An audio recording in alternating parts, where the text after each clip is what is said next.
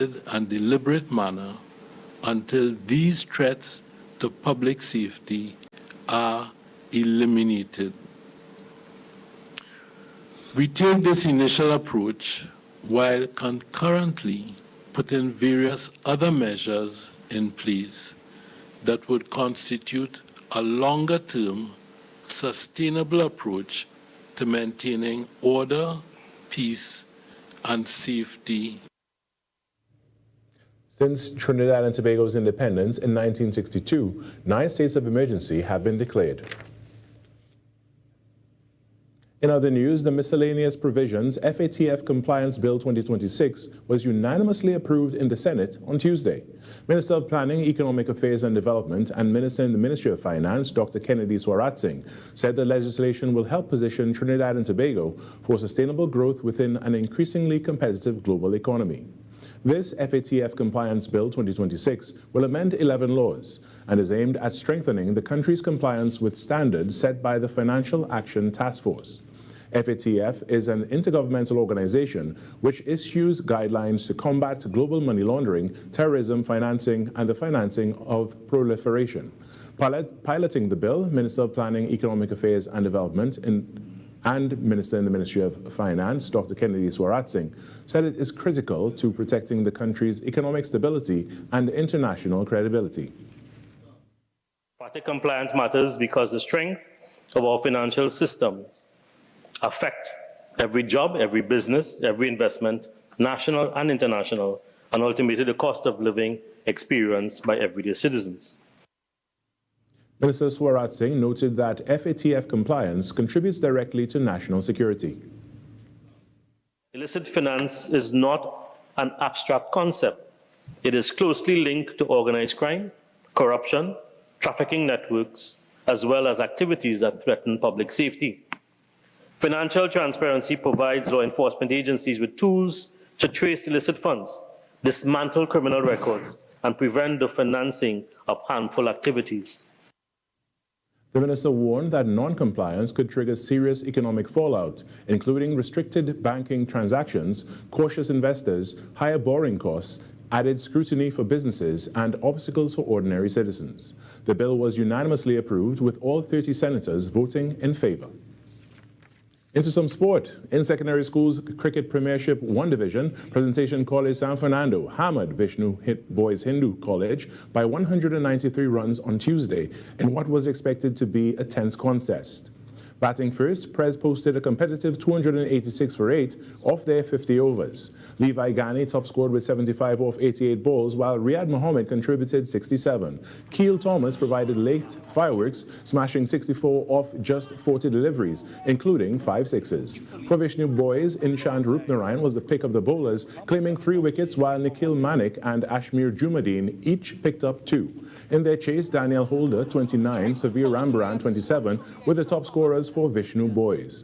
Bowling for Presentation College, Zion Phillip ripped through the Vishnu Boys lineup, taking 4 for 13.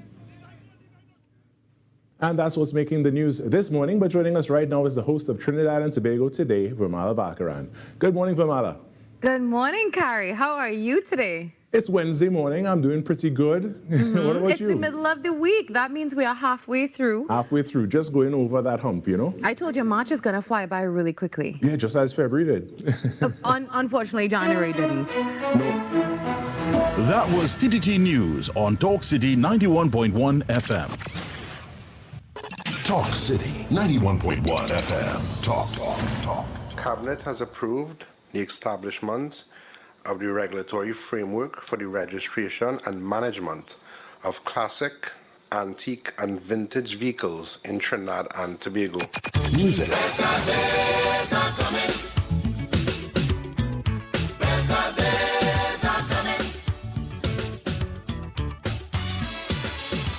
Culture. We are now in a state where I can now proudly announce that our gas production will increase by a significant amount given all the various projects that are now expected to come online. Engaging conversations, latest news, our music. This is Talk City 91.1 FM. Wake up to the issues that matter most on the Ground Report. Join Andy Williams and Lennox Smith every morning from 6 to 9 a.m. for real talk, real analysis, and real perspectives on the stories shaping our nation. News, current affairs, and voices from the ground, unfiltered and unapologetic.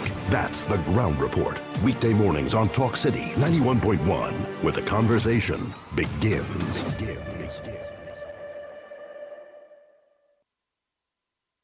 This is Destra, and right now you're listening to Talk City 91.1. Keep it locked.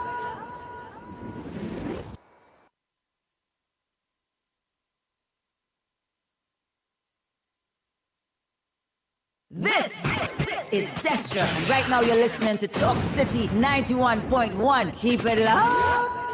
6 a.m. to 9 a.m. Join Andy Williams and Lennox Smith, the Ground Report team, as they rip apart the lies, half-truth, and misinformation that the mainstream media never discuss. The Ground Report. Hard-hitting, informative, undiluted, uncompromising, and unfiltered. Monday to Friday. Get the raw facts before making any life-changing decisions. Only on The Ground Report.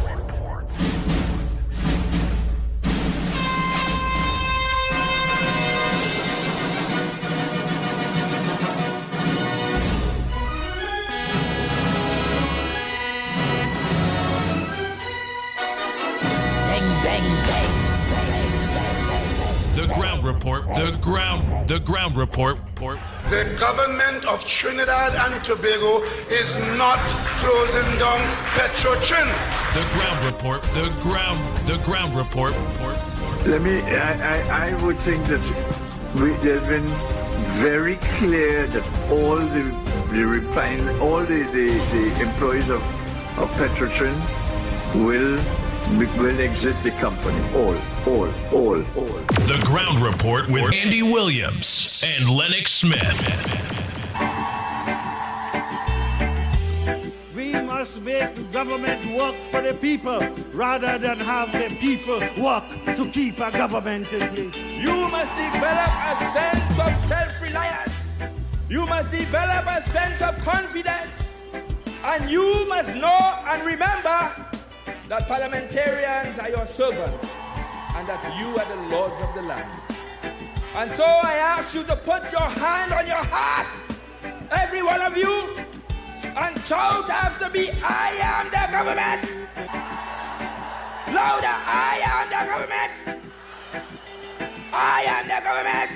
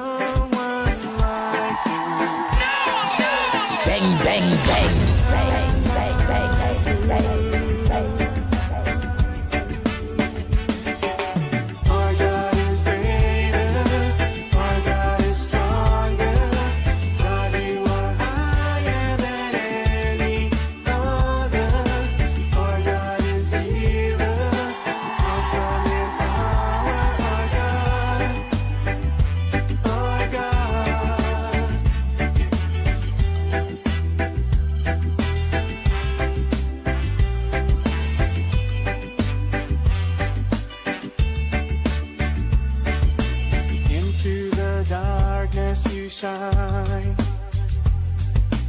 Out of the ashes we rise. There's no one like you. None like you. Our God is greater. Our God is stronger. God, you are higher than any other. Our God is healer. Awesome in power. Our God. Our God. Oh boy, oh boy, oh boy, oh boy, oh boy. Our God is stronger. God, you are higher than any other. Our God is healer.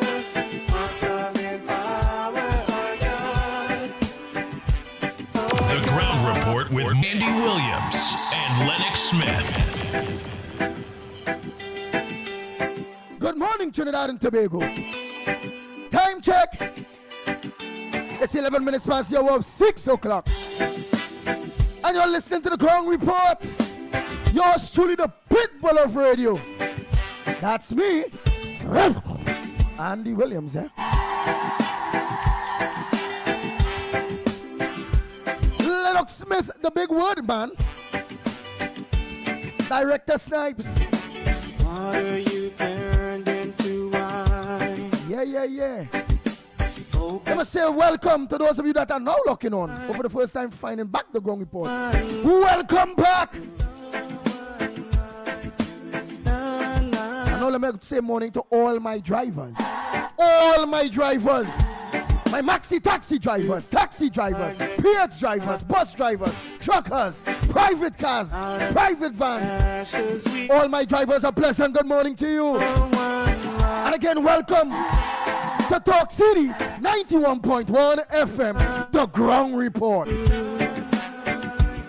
The number one talk show program in the morning in Trinidad and Tobago between the hours of 6 a.m. and 9 a.m. With yours truly, the Pitbull. And let me say welcome to all of you that are looking to us online. Our several platforms. Yeah, for those of you that are looking to us at Talk City 91.1 FM on Facebook, on YouTube, on Twitter. Not forgetting, for those of you that looking to us on Real Media TT on Facebook, Real Media TT on YouTube, Corridor Transformation on YouTube, 648 Television. That's Irvin Felix them on YouTube. You can also get us on the Ground Report, the Ground Report on YouTube. Yes. So when you leave your taxis, your maxis, please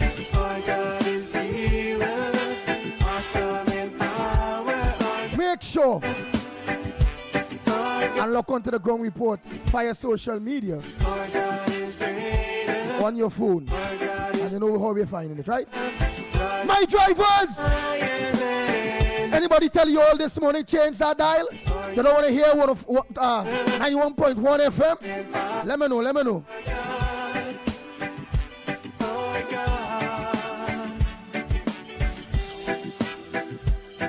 Watch them in the mirror. And if they tell you they change your dial from this program, this big program, you all know the code. Plain talk, bad manners. Put them out of your maxi. Put them out. Put them out of your taxi. Put them out. Put them out of your PH vehicle. Put them out. What's it if you're hitchhiking a drop? Throw them out. Bang, bang, bang. The Ground Report with Andy Williams and Lennox Smith. So now let's take some God. Let's take some God early this morning, some blessings. Before I start to acknowledge all the hundreds of you that already look onto us on social media, on Facebook and on YouTube.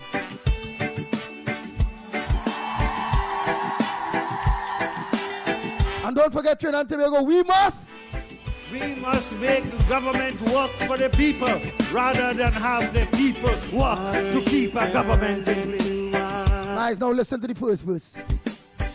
And chorus, listen all you. Close your eyes. Get that Holy Spirit in you this morning. Get that clean heart, that clean mind in you. Listen. Into the darkness you shine. Out of the ashes we rise. There's no one like you. None like you.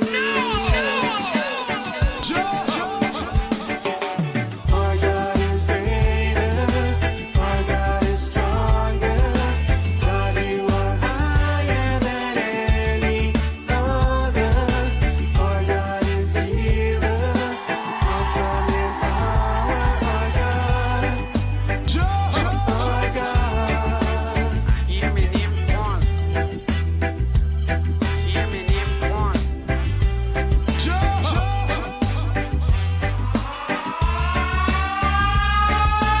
Into the darkness you shine.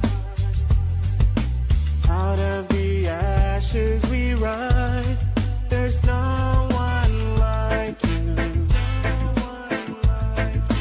None like you. That's so true, none like him. Our God is greater. Our God is stronger. God, you are The Ground Report with Andy Williams and Lennox Smith. Our God is healer. Awesome in power. Our God. Our God. Our God is greater. Our God is stronger. God, you are higher than any other. Our God is healer. Awesome in power. Our God. Our God. Bang, bang, bang, bang, bang, bang, bang.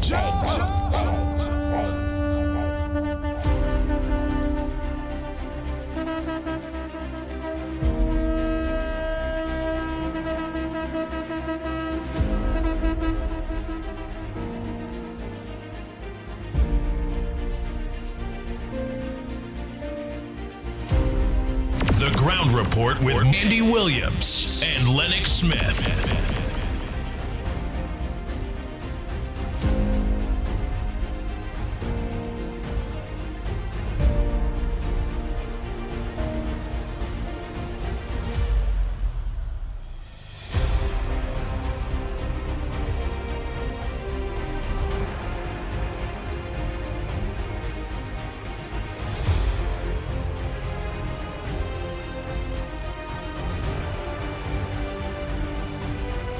I'll just say a pleasant good morning to all in sundry this morning.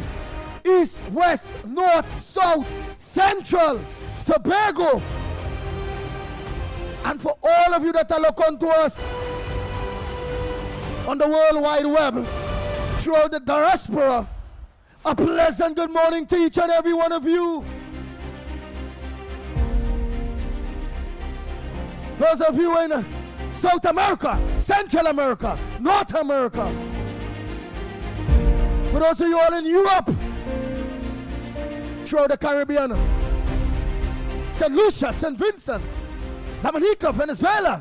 Yes, that Trinidad, Venezuela, they still, I say, what the hell wrong with them, boy? What are they doing there? Are people all in Japan, Austria, Australia, no, South Korea, not North. Some people viewing we and all the Trinidadians, boy, and Tobagonians.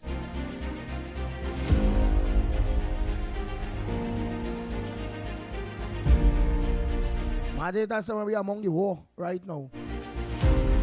Yeah, I know that, Joel. In Aruba, yeah, a lot of people already, but things hot across here right now. Eh? The Iranis and them just Legoing thing, man. All in Saudi Arabia, all over there, they're Legoing thing. UEI and all over there, man. Yeah. I don't know Trinidadians like a... They're like a bad cold, they all over here.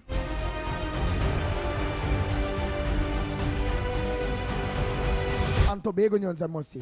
And I must say a pleasant good morning to our sister Isle Tobago. Mother Bernie, all of you. Silver Fox, all of you. June, Green, all of you across there in Tobago. Mr. Tobago, Miss Tobago. My brothers and sisters of Tobago, a pleasant good morning to you all. The Ground Report with Andy Williams and Lennox Smith.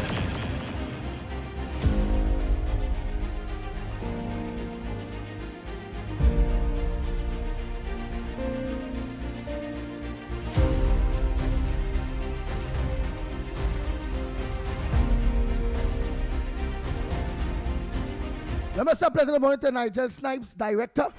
Morning, Director Snipes. Pleasant morning, Andy. Pleasant morning, Trinidad and Tobago. Nice. Well, and up on things so far. You gonna let me know when that boy ready. Oh boy, you know Lennox over years. Yeah. That big man. When that big man ready. That big fella, Lennox He's Smith. right here. He's here. Lennox Smith. He has always been, just like a Boy Scout or a Girl Guide, always adaptable and ready to perform and to be in service at a moment's notice. Well, so, nice. Having said that, that's a rhetorical question because it goes without saying. But how can I assist you this morning, my friend? All right. Your assistance this morning is, I don't want nobody seeing you until I'm ready for them to see you live with me. I alone that must be seen this morning, first and foremost. Second, what's on your front burner this morning? Well, it appears that that might be a piece of wishful thinking because I'm sure that they are hearing. All right, but that being as it may, of course, yesterday we did not. First and foremost, of course, pleasant good morning to all and sundry, East, West, North, South, Central, in Trinidad, our friends in Tobago, and wherever you are, streaming on the World Wide Web. Pleasant good day to you. This is, the Wednesday edition of the Ground Report, and of course, we promised yesterday to give you a breakdown as to the 18 areas where motorists will be given some leeway by law, and of course that must be executed by the law enforcement agency or agent or officer, depending on which of them you are in contact with. Why I'm saying that? Because we have, of course, the police, we have those traffic wardens, we have, of course, the licensing officers. So you'll understand why I have given you an array of persons that may be responsible for the execution. And, of course, the period is between 3 and 7 days for any infringement that they may identify you as having committed, and so give you 3 to 7 days. So the violations carrying a three business day compliance period include no identification lights for illumination of identification marks at night. 2, a number of passengers not printed on the right front door of a taxi. 3, no tier and maximum gross weight printed on vehicles. 4, vehicle without silencers or fitted with cutouts. 5, unauthorized lights to the front or rear of vehicles. 6, unauthorized letters and figures on a vehicle. 7, vehicles without 2 headlamps. 8, vehicles without park lights. 9, vehicle without tail lights. 10, no left-hand drive notice affixed to appropriate vehicle. 11, vehicle without horn And let me repeat that word, vehicles without horn. I know some people, Trinidadian, will want to interpret horn in a different way, but if you do so, you're doing that at your own peril because it refers to vehicles here. 12, vehicles without... Vehicle without horn, eh? But Yeah, all vehicle without vehicle are horn. You know, horn. some Trinidadians might say, well, horn, boy, they had that in vehicles too. Yeah, all vehicle are horn. All Yeah, vehicle and are horn. may well find themselves in mortal difficulty in terms of the infringement. But that made as it may, I know that people understand what I mean, what is meant by that statement. Yeah. 12. 12. What's 12? Yeah, 12, a vehicle without reflecting mirror. 13, use of vehicle with no windscreen or windshield wiper or defective wiper. I didn't know that they had all that as defects for a vehicle. So people, of course, make sure, like me, I had recently to, of course, upgrade mine because I didn't know that was an infringement until I saw this list. So you get it courtesy the ground report, free of charge. Make use of it so that you do not find yourself in problems with the authorities. 14, public service vehicles without spare tire. So if you are caught as a public service vehicle without spare tire, I wonder what happens if you are private. I suppose it is not here, so therefore you get obliged, so to speak. 15, but that does not mean you will drive your private vehicle without a spare tire because it is simply not safe. Right? Anytime a tire could blow out and you will need the services of a spare one. And make sure the spare one, of course, is functional. 15, advertisement placed on the side window of a taxi. So your taxi drivers, even though you are a commercial vehicle, obviously, in the context of this regulation and the traffic laws, you are not to place any advertisement on the side window of a taxi. So I know people may see that as first time and you're now hearing of it. Well, of course, the ground report don't bring information that is misleading or in any way designed to put you in jeopardy. Okay, of course, violations carrying a 7 business day compliance period. Well, just about 3. And this will be the 16th. Permitting excess spark, smoke, or visible vapor to emit from a vehicle. So those persons who have bad engine and the spark plugs not firing well, it suggests a tune-up, a oil change, or you may well, of course, need a new engine. 17, vehicle with defective fittings. I'm yet to find out what how to define defective fittings. I suppose it has to be things that will make the vehicle functional and to the optimum, and therefore, if it is not placed or is not functioning as it ought to, then of course I suppose it will be a defective fitting. So we'll check that. I'll check that and give you the details here. And number 18, of course, use of noisy vehicle. So noisy vehicles. So those persons who love to hear their engine blaring as if it's a horn on the roadside, something like what is very familiar among the motorbiking fraternity. They love to hear the noise. Somehow it gives them a sort of drive, a sort of pep. Well, of course, you cannot do that if it is a motor vehicle and not a motorbike. I don't know if the same thing applies to motorbike, but they didn't see that. Use of noisy vehicle. And they say vehicle here, in law, depending on the context, you could say, if you just say moto, then well, it will apply to motorbikes as well. But if they say vehicle, a motorbike is not a vehicle, and therefore, of course, the law will be very specific in terms of the kind of moving or vehicle that is on the roads of Trinidad and Tobago to attract that kind of fine. So those are the 18 people.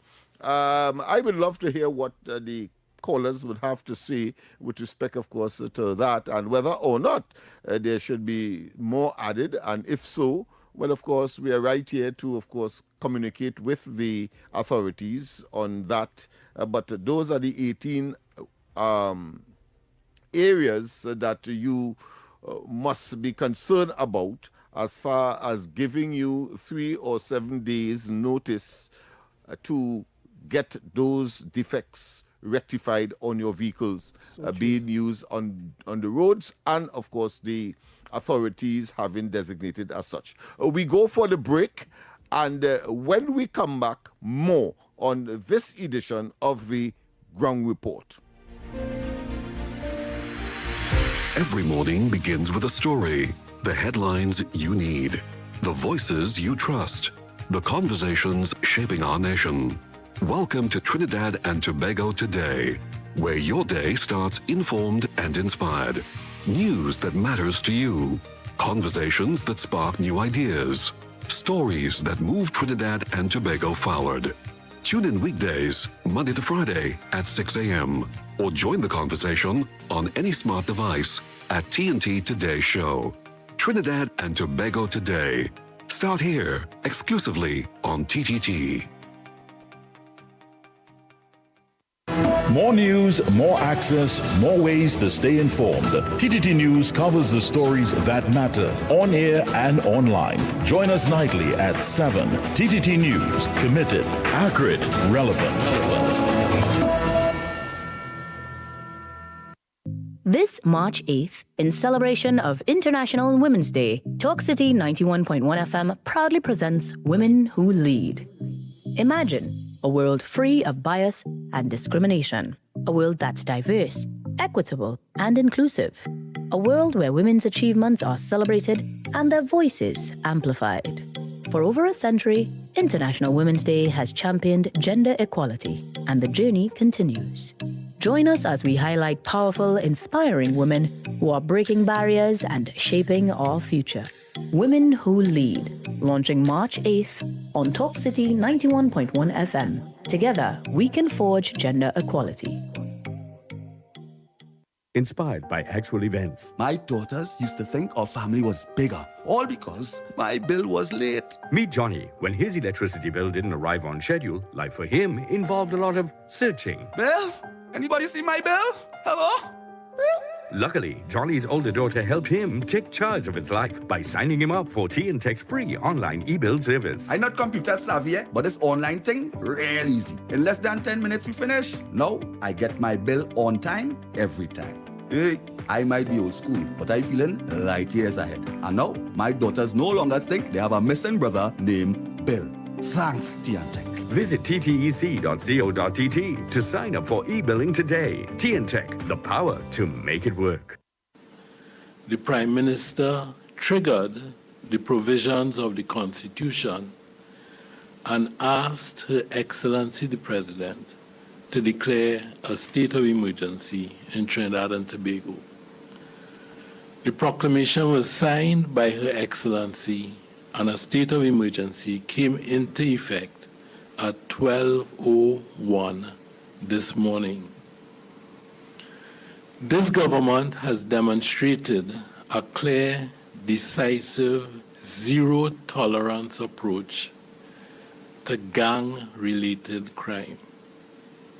Upon learning of a threat to state actors and facilities emanating from within the prisons, the government declared a state of public emergency in July of 2025.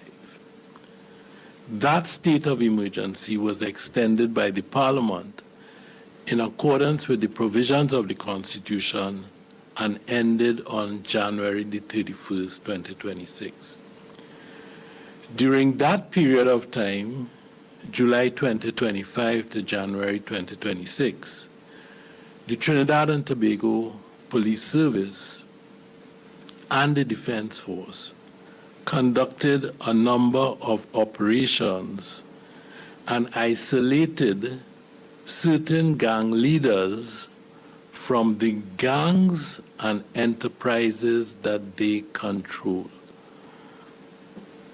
the threat was eliminated, and significant headway in dismantling the organized criminal networks which have terrorized our population for over a decade, murdering members of the population and other citizens in cold blood and perpetrating heinous, despicable, violent crimes across the length and breadth of Trinidad and Tobago.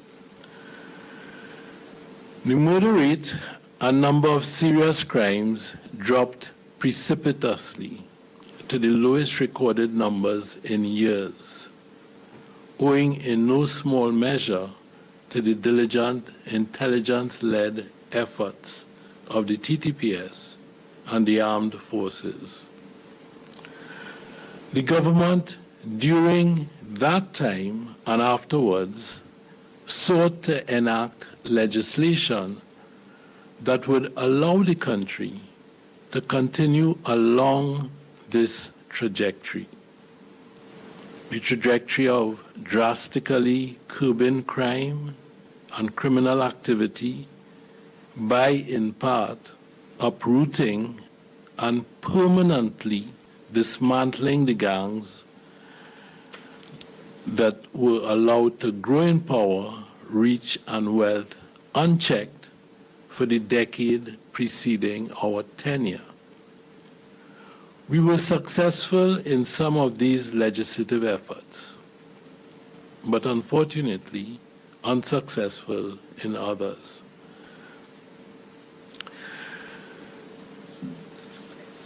As the Prime Minister stated earlier this morning, the National Security Council met and was given a briefing by the Commissioner of Police last night. The Council was advised that over the last several days, a number of violent criminal activities have taken place in the full gaze of a horrified population, I might add, most of which have been carried out by members of organized criminal gangs. We were further advised that criminal gangs had increased acts of violence on a scale so extensive that they have resulted in multiple deaths, in mass shootings, and that pattern of behavior was set to continue. The Prime Minister and the National Security Council had no choice. We immediately determined to advise Her Excellency, as I have said, that a state of public emergency existed in Trinidad and Tobago. This government is determined to never allow this country to deteriorate into the state of chaos and bloodshed which we met in May of 2025 when we took office.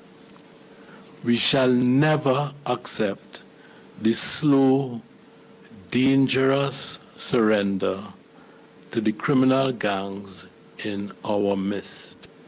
There are examples in the region of territories that have allowed that. Trinidad and Tobago's fate will be different.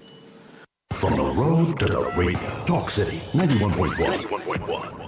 This is Destra. And right now you're listening to Talk City 91.1. Keep it locked.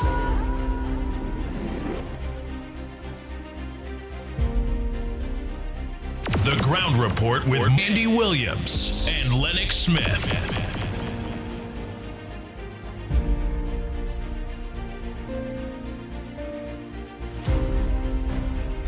Oh boy, oh boy, oh boy. Well, we have mixed views on the SOE. Lennox Smith, we have mixed views on the SOE, and not only that, SOE red flagged opposition are now concerned about the freedom of expression, but government said there was no other option after the Zuso bill was defeated. That is one. Number two, we are seeing where a government senator not supporting the prime minister's stance on Iran. All right, let me go to that day quick. That is Senator David Naked. He's not supporting the government's stance on the situation of Iran. Let me go to that day just now. Oh boy, yeah, I want to go to that. Let me go to that. Let me hear what it is. That's on page 9. Yeah, page 9. Nice. Think I'll find it here. Right. Not supporting PM's backing of US-Israeli strikes on Iran. Ran over the weekend, a move that has triggered renewed fight. Mentz ranks, a sitting senator has publicly distanced himself from the Prime Minister's position on the escalating conflict in the Middle East. Prime Minister Kamla Persad-Bissessar endorsed the US-Israeli strikes against Iran over the weekend, a move that has triggered renewed fighting across the region and drawn mixed reactions at home. But Government Senator David Naked has rejected what he described as the actions of the Zionist regime, marking an unusual break in tone from within the administration. Naked, who is Muslim and has family in the region, initially paused when asked to share his views, indicating that he keeps them to himself. He, however, said he had shared his concerns privately with the Prime Minister and that she has long been aware of his views. You think the Honourable Kamla Persad-Bissessar is not aware of my views on these things? She's aware of everything. And she's very respectful and has always been with me. Very respectful. So when, as if you noticed, when someone came into Trinidad, I was not there, she had no problem whatsoever. Don't worry, Kamla Persad-Bissessar knows everything about everyone, and she respects how we feel, but she has her duty to run the country as she sees fit, and I follow my leader. It is believed Naked was referring to the July 3 to 4, 2025, visit by India's Prime Minister Narendra Modi. Modi has faced sustained criticism from rights groups over the treatment of India's Muslim minority. Muslims in India, numbering more than 200 million, have reported increasing marginalization and discrimination amid the rise of Hindu nationalism under the Bharatiya Janata Party. Despite his objections to developments in the Middle East, Naked insisted that his disagreement does not extend to the government's broader program. My only conflict is how the world has allowed a Zionist entity, a genocidal Zionist entity, to take control of America. That's my conflict there. But as far as my objective, which is to change the lives of Trinidad and Tobago, the people that have been left in poverty, squandermony by. Government senator not supporting PM's backing of US-Israeli strikes on Iran. All right. So Lennox Smith, well, I heard that with due respect. You talk very respectable.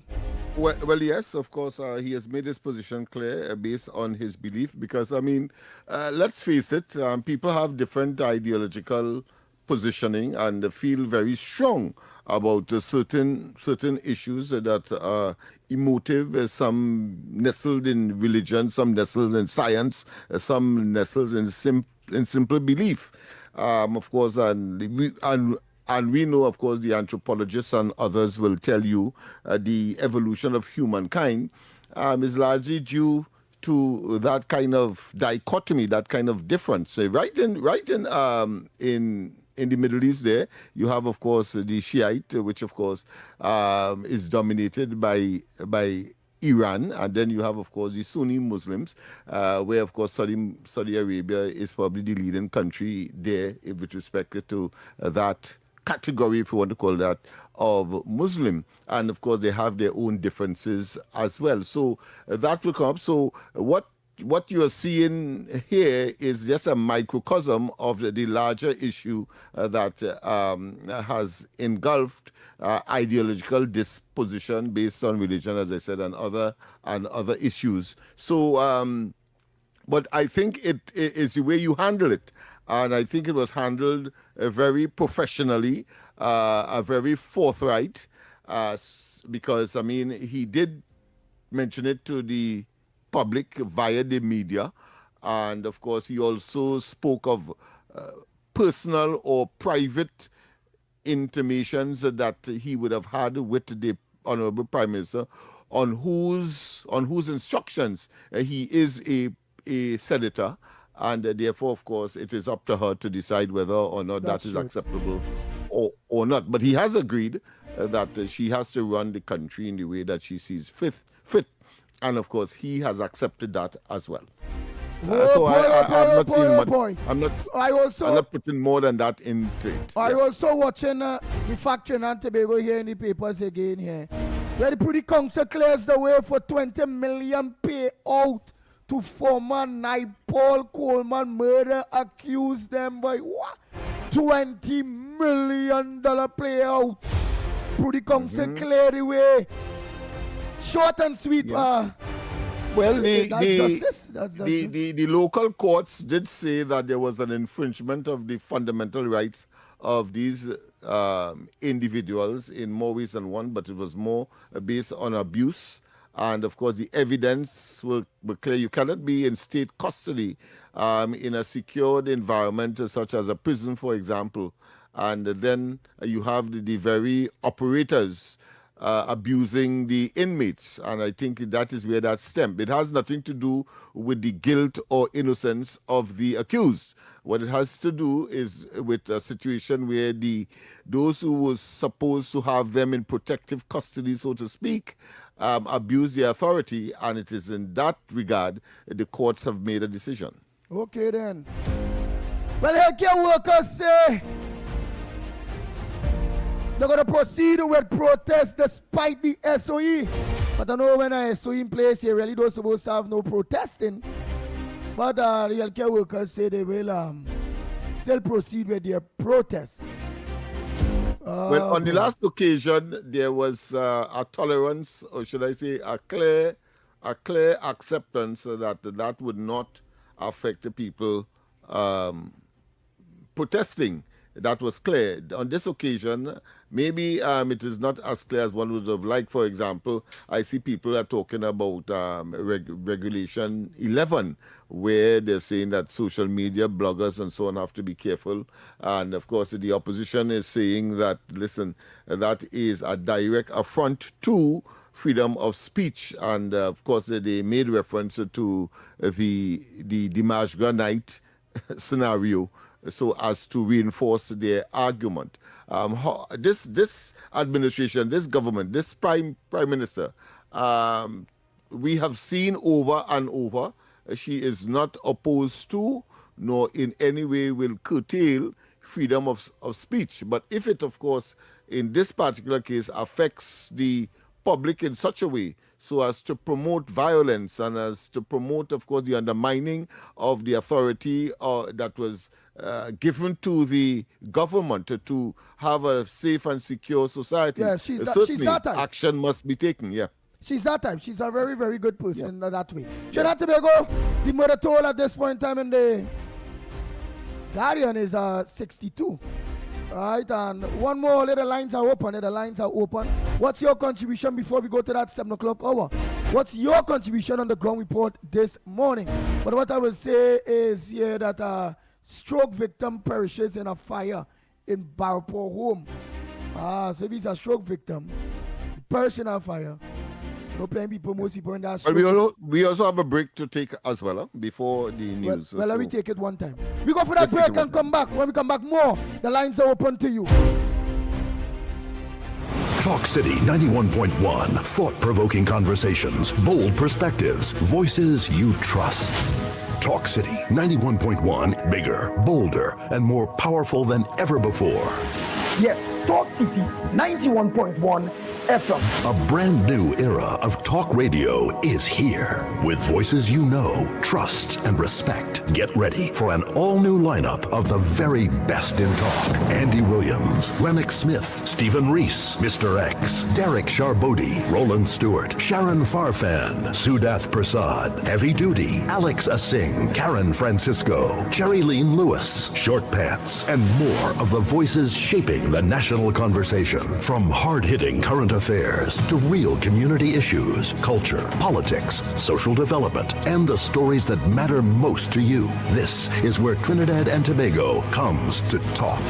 It's all good right here on Talk City 91.1, where we're going to give you something new, something hot every day, Monday to Friday. Listen on 91.1 FM and connect on Facebook, YouTube, and TikTok. Talk City 91.1. Your city, your voice. TTT News, every night at 7. TTT News, committed, accurate, relevant. Imagine a gender-equal world. A world free of bias, stereotypes, and discrimination. A world that's diverse, equitable, and inclusive. A world where differences are valued and celebrated. This March 8th, in recognition of International Women's Day, Talk City 91.1 FM proudly launches Women Who Lead, a powerful feature highlighting dynamic women who are breaking barriers, leading with purpose, and shaping our nation's future. Tune in to Talk City 91.1 FM starting March 8th for Women Who Lead, because when women rise, we all rise.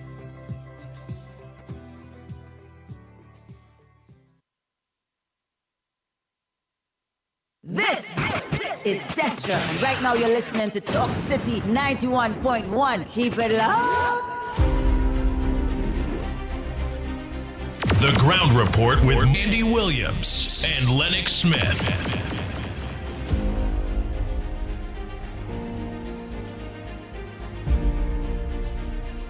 Good morning, Andy. Good morning, Lennox. Good morning, Director Snatch.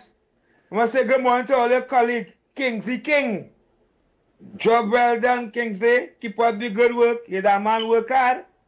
And your cousin I'm talking about. Look up for this big program with Kingsley and Sudan. Then beginning of part all the vex with you. And I calling to say, I said the boss also said yesterday, calling to deal with the real issues, they skip him out and playing your favorite talk show host and the favorite voice note and them. How you fight to try to keep me silent, sir? I'll speak out and talk. I never left the UNC, no UNC left me. Must say good morning to understand the crew down and the beat them, understand a fighting spirit. I like to hear him song and so man. Them are two partners in crime. They work hard and they deserve every little bone they get. I still need a kennel. I'm waiting for my bone. All the victim, I see me all the blowing black smoke in me, because I go and knocking on doors and nobody answer me crying. They victimize small fries. And they talk to me. You tell me to go back and hold on to the bygone and lick the K-packs, you know.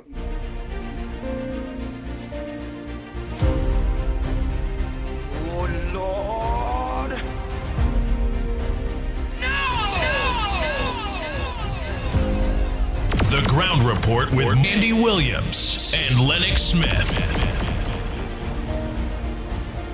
A while I haven't called in, and I'm glad they're having this state of emergency again to try the best to get rid of these bad, wicked, evil men who want, which is only a few, who want to cause trouble and mayhem in this country. But this time around, I pray that the government, in fact, the police commissioner, will investigate all those rogue cops who have the drug blocks, who have connection to the criminals, to get rid of them. Otherwise, having an SOE again will only go for a little while to be kind of safe. And then soon as finish, back to square one again. You've got to get rid of these rogue cops inside, those dirty cops. Having investigation on some of them who have big cars and houses, where they get their money from. That's the only way. Otherwise, you could bring in help from away, maybe the US. But otherwise, this country will continue to go down that same path again because the policemen are corrupted from the top, come right down. A lot of them still have the drug blocks and people know about it. Even ordinary citizens know what the blocks are and why they are not being eliminated. So this is an opportunity again for the state of emergency to get down to brass tacks and get those blocks out, close them down, and get at the big fishes in this country who's causing all the problem. Otherwise, we're going to be in a bad state again, and we won't be spinning top in mud. God bless you, gentlemen. Have a wonderful day. Bye-bye. all who in the Bantama City supposed to make a jail from Federal line go right back. All who that's Rowley too, all who need Prime Minister, all who need in the man kidnapping, all to be in jail. All them and to be paying money before they go in jail. Have a blessing Andy Will. Andy Will never died up in Monte Popular food poisoning boy. Monday morning. Have a blessing President by feeling good. After the Lord go Jehovah, doctors are feeling good. Have a blessing my brother. Lennox, good morning, my TK, good morning. Good morning, Andy. Good morning, Lennox. Good morning, Snipes. What we need to do is bring in the FBI, the CIA, clean up the police service, clean up the army, clean up everything. Because as they have a saying, who have cocoa in the sun had to look out for rain. They done complaining about the U.S. military down here. At the end of the day, we want betterment for Trinidad and Tobago. So, best thing to do is bring in the FBI and the CIA and let them clean it up, because we in Trinidad here like too much of corruption, we like too much of underhand thing, and we too biased. You understand? Like have a set of people in this country don't want to see this country go forward. All they want is to see the country stay down. So what the Prime Minister need to do when she go to meet the President, ask for the assistance and let the FBI and the CIA come down here and clean it up and let the chips fall where they may.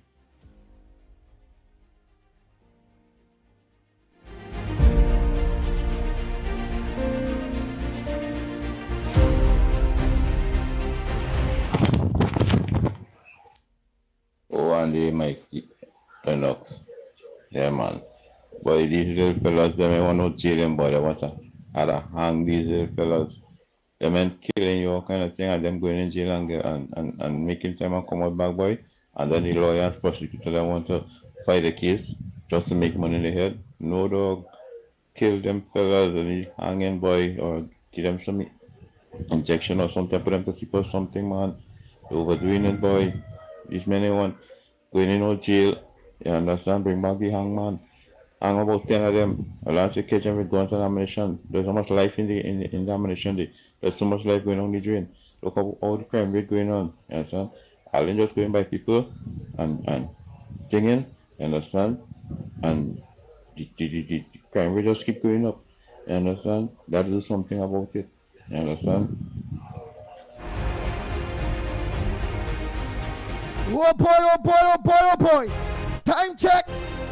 Yeah, it's about 2 minutes to the hour. You know, voice notes I have is over the 2 minutes. So I wouldn't play them until after the 7 o'clock news. From live on from TTT. Yes, all the #1 news source for news. Your very own TTT. Lennox Smith. While we are... Yes, of course. But when we Snipes, come back, we... see if you check the next mandate for me now.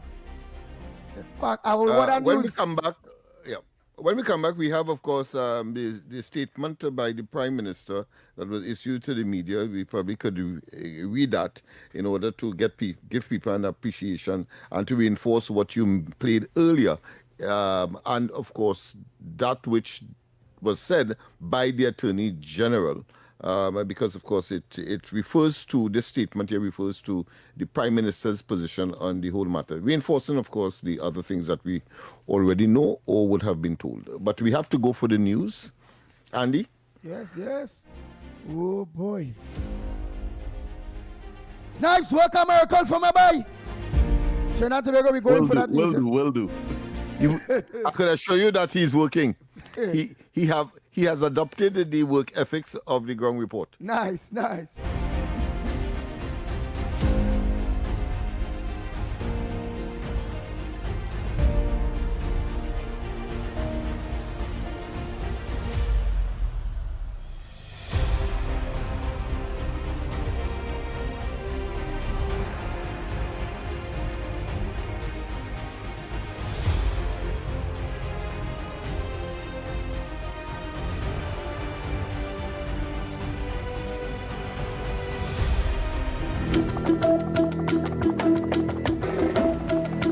Good morning, this is your TTT News Update. I'm Carrie Roberts, making the news at this time. Prime Minister Kamala Prasad-Bissessar has defended the reimposition of the state of emergency, stating that it was prompted by credible threats targeting police officers, prison officers, and other members of the security and legal services. In a later post on X, she said she is unafraid to make tough decisions to protect law-abiding citizens. The Prime Minister made the announcement less than 24 hours after a National Security Council meeting at the Diplomatic Center, citing fresh intelligence of planned attacks and increased gang-related shootings. She said violent crime has risen since the previous SOE ended on January 31st and described the move as part of government's zero-tolerance approach, warning that gangs and released detainees must comply with the law. The Prime Minister also criticized the opposition, accusing it of obstructing anti-crime measures, such as the U.S. radar system and zones of special operations, and said her administration is working to strengthen the criminal justice system and clear the court backlog. The Tobago House of Assembly has acknowledged the declaration of a state of public emergency, which took effect on Tuesday, noting that it will work closely with national authorities to ensure stability and public safety in Tobago. While recognizing government's constitutional responsibility to preserve law and order, the Tobago House of Assembly says Tobago continues to record comparatively low levels of serious and organized crime, with no evidence of similar gang escalation on the island. The Assembly says it remains in close contact with the national security agencies to ensure any measures in Tobago are proportionate and intelligence-led. Meanwhile, the government's migrant registration framework exercise is now underway in Tobago. On Tuesday, migrants residing on the island assembled outside the Dwight York Stadium, documents in hand, prepared to complete the registration process. According to immigration officials, approximately 200 migrants were scheduled to be interviewed on the first day of the migrant registration framework exercise in Tobago. We spoke with several applicants who completed the registration process and were awaiting their interviews. Process was easy because it was online. Well, the first was online, and after we have to print all our documents for and get them for the appointment case today. So I feel everything is very organized, right? I was here very early, right? But I feel everything until now is good. I think it was good and comfortable for the Spanish people who come in here, and I'm thankful for that. I say thanks because I love what they're doing to us, because then take care about the immigrants, and I thanks for that. El proceso ha estado un poco lento. The process was slow, but when there was collaboration, it sped up. They asked different questions and for different documents, but overall it went well. Migrants, the registration process is viewed as essential. Roy, who is from Venezuela, expressed gratitude for the government's initiative. We need to work and do that things for our family and that things, and we need to keep the process going good, because we need to stay good with yours and doing the things by the light, no hiding. As part of the exercise, applicants underwent health screenings, fingerprinting, background checks, and a brief interview. Immigration officials indicated that the registration process will continue for 3 days this week and a further 3 days next week in Tobago. The government of Trinidad and Tobago is making a major investment in youth cricket. The Ministry of Sport and Youth Affairs, in partnership with Sport TT and the Trinidad and Tobago Cricket Board, has officially launched the Youth Hardball Community Cricket Program, and it is completely free of charge. The 18-week program will provide structured cricket training for more than 600 boys, aged 11 to 17, across 19 venues in 8 zones, including Tobago. Speaking at the launch held at the National Racquet Center, Minister of Sport and Youth Affairs Philip Watts said the initiative removes all barriers to participation, with no costs, no fees, and no restrictions. He described it as more than a cricket program, calling it a vehicle for building discipline, leadership, and life skills among young people. The launch signals the start of what organizers are calling a sustained movement to strengthen grassroots sport and develop the next generation of champions across Trinidad and Tobago. And that was your TTT News Update. I'm Carrie Roberts. After the break, we return to Trinidad and Tobago today. In a world filled with uncertainty, there is still hope. When the weight feels heavy and the night feels long, Remember, your story isn't over. God's Wake up promises to are the still issues true. that matter most on The Ground Report. Join Andy Williams and Lennox Smith every morning from 6 to 9 a.m. for real talk, real analysis, and real perspectives on the stories shaping our nation. News, current affairs, and voices from the ground, unfiltered and unapologetic. That's The Ground Report. Weekday mornings on Talk City 91.1, where the conversation begins. Talk City 91.1 FM. Talk. This is about creating opportunity through responsible management and citizen participation in national wealth. We are targeting US $3 billion in new investment within the next few years in energy, in construction, in tourism, and the digital economy. Music. It's reconstruction time in Trinidad, so put your shoulder to the wheel, man, lad, move on, don't stop till you reach the top. You put a hand and I put a hand and we will sing. For big and for small in no time at all, prosperity. There's no other way to do it. Show your patriotic spirit, unity, somehow. That ever needed you is now. Culture. The budget has goodies and some not so goodies, but that is because fairness requires that everyone plays their part. Engaging conversations, latest news, our music. This is Talk City 91.1 FM. This is Destra. And right now you're listening to Talk City 91.1. Keep it locked.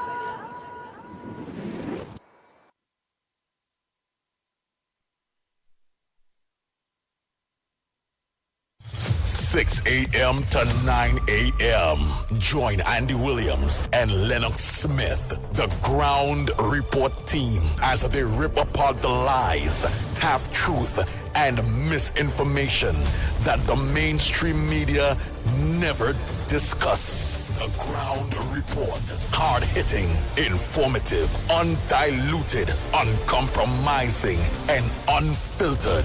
Monday to Friday. Get the raw facts before making any life-changing decisions. Only on The Ground Report. The Ground Report. The Ground Report. The government of Trinidad and Tobago is not closing down Petrotrin. The Ground Report. The Ground Report. I would think that there's been very clear that all the employees of Petrotrin will exit the company. All. The Ground Report with Andy Williams and Lennox Smith. Oh boy. Time check. It's 8 minutes past the hour of 7 o'clock. Yes, 8 minutes past 7. And you're listening to the Ground Report. Live on our social media platforms. And you're also listening to us on Talk City 91.1 FM. I must say a pleasant good morning to all my drivers again. Good morning to my drivers.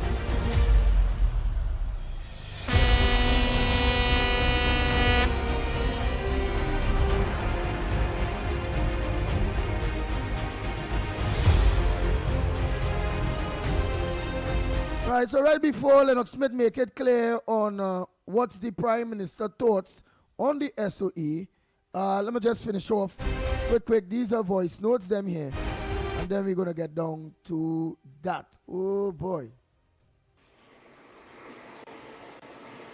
Hi, morning, guys.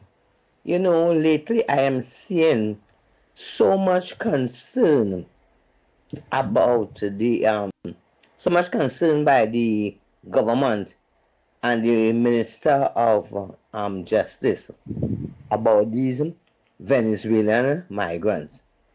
Listen, it's thousands of them in this country, and a lot of them are children and young people, teenagers and so, right? The government is taking so much time and energy to deal with these people, right? And our people here, we have children who need to be seen about. We have youths that, have to be, placed in jobs or, to give them a place so that they would grow, right? Why so much time and energy and resources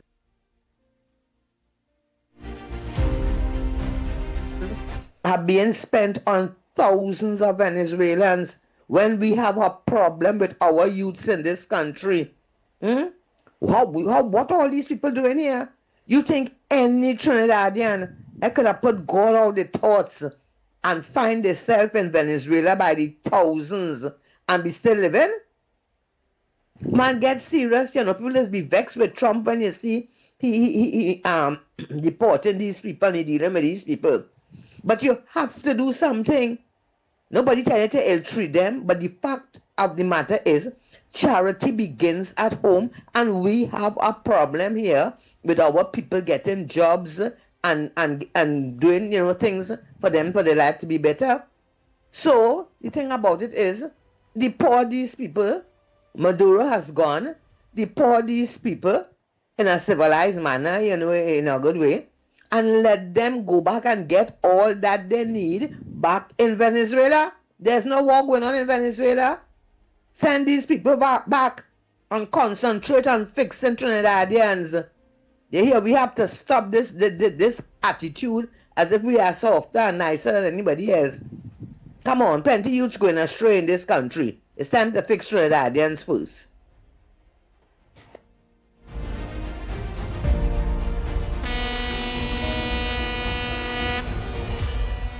Oh Lord.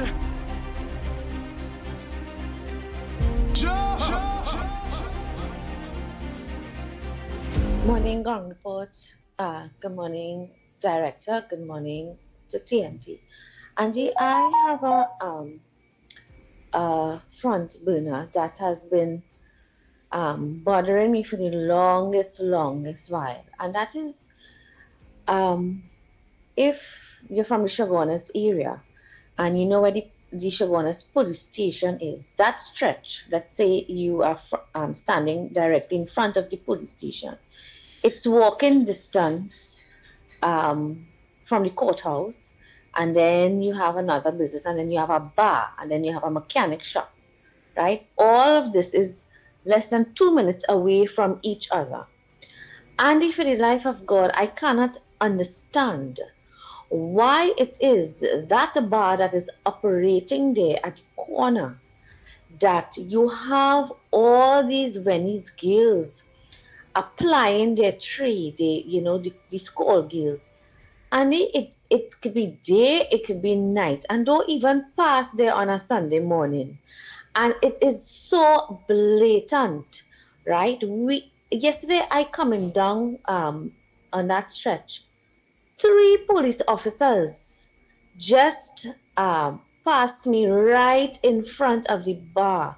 And when I look, these girls with their handbags, and you will see them stopping the vehicles, and the vehicles come in, and don't talk for when on a Sunday morning, when after the Saturday night, and they're drunk and they're all over the road. You understand? This is a bar that is operating prostitution right stone throw away from the Chaguanas police station. I cannot understand for the life of God why something is not being done. And the court is right almost next door, the Chaguanas court. And I'm asking the mayor to please look into this, because we cannot encourage these things, especially next to the courthouse and next to the police station, right? I am asking the mayor to please look into this. It is very disgusting when you have to use that road and you have these girls at the sideline and you have these drunk people on the road. Sometimes you come in.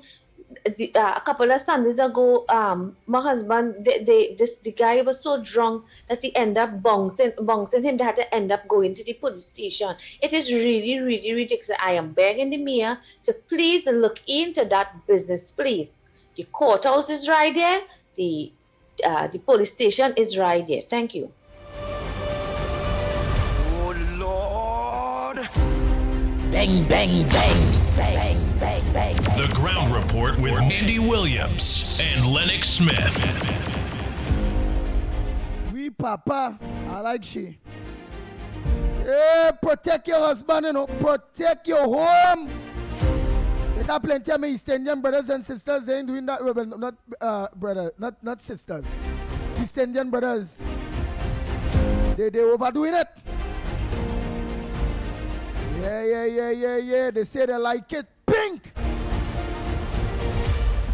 Bang, bang, bang, bang, bang. Lennox Smith, this lady's crying out. Well, no, it's a good observation. I think it resonates with those of us who are sociologically, conscious. There is this reality, and in close proximity to a major institution that is supposed to stand up against such activity. Once, of course, it is brought to their attention, which I hope this intervention would do, that they will take the appropriate action, because, of course, there is moral and ethical standards that one has to treat with. But I want to also look at Miss Woodbrook's concern with respect, of course, to the number of foreigners, undocumented it is called these days, persons in the country. Well, first and foremost, the rationale for it is that we are a signatory to international UN convention with respect, of course, to refugees, etc. And once they can claim, as has been the case in recent times, the Trinbagonians go into the UK, and when they arrive there, they then say, of course, they are refugees and so on, fleeing whatever persecution. Well, it's the same thing. We have an obligation as a country in a civilized democratic environment to also conform. So I want to make that clear. So it's not that the government doesn't have or wishes them to remain here per se, but it's because of that obligation. Otherwise, you'd be looked upon as a rogue country, very, very inhuman and inhumane, and treat them in a manner. If you treat them in a manner that, of course, is not consistent with what we have signed on to. So I want to make that very, very clear. So even though we are not a people that subscribe to xenophobia, where, of course, the hatred of foreigners, as in so many other countries, but I take the fact that they are consuming resources that would otherwise be used for domestic consumption. Man, we don't want to hear them on UN chat and UN. In that context, I understand what she is saying, but we have an international obligation. We are barbaric. Yeah. While the cow is grazing, the horse starving. We tell me about international obligation, whatever. We have an obligation to business. Of course, if you were running the country in that way, we may be called persona non grata. We is the government.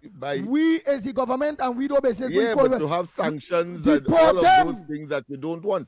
What sanctions we can get? Sanctions that you will get, or you could attract if you do not conform to something that you have signed on to. So let us not exaggerate or not put things in perspective. But we own sovereignty. We come out of that. When we sign out of that. Yeah. So how we can sign out it? We want to sign out it and deport them back. They're matching up homes. Them girls and them taking all the Indian I think you have to talk to the present administration. Because remember, we had suggested in the beginning that the last administration ought to have identified a piece of land in Caroni. We have a lot of excess land there.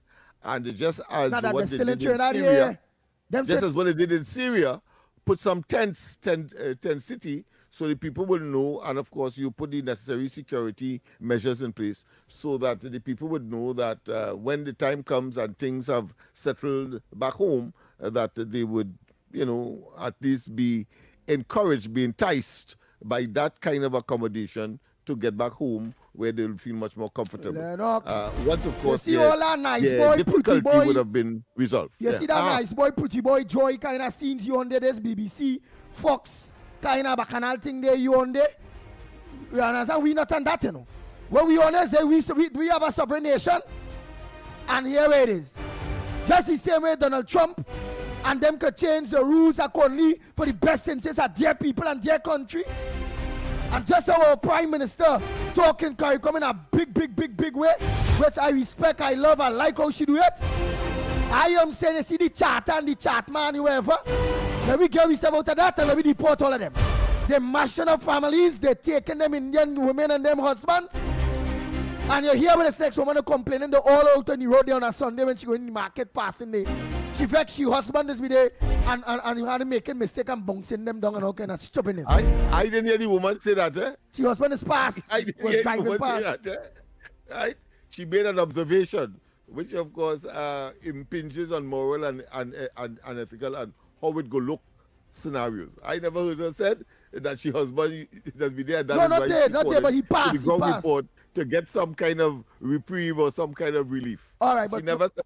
All right, but she said the husband passed on Sunday and ended up had to hit somebody who was drunk and they end up in the station. She says so, but she husband Right, will be there. She's annoyed about that, but she never said that he would partake with the gifts that are being shared in the way that she described. All right. Right? As you say, they like it pink. Bang,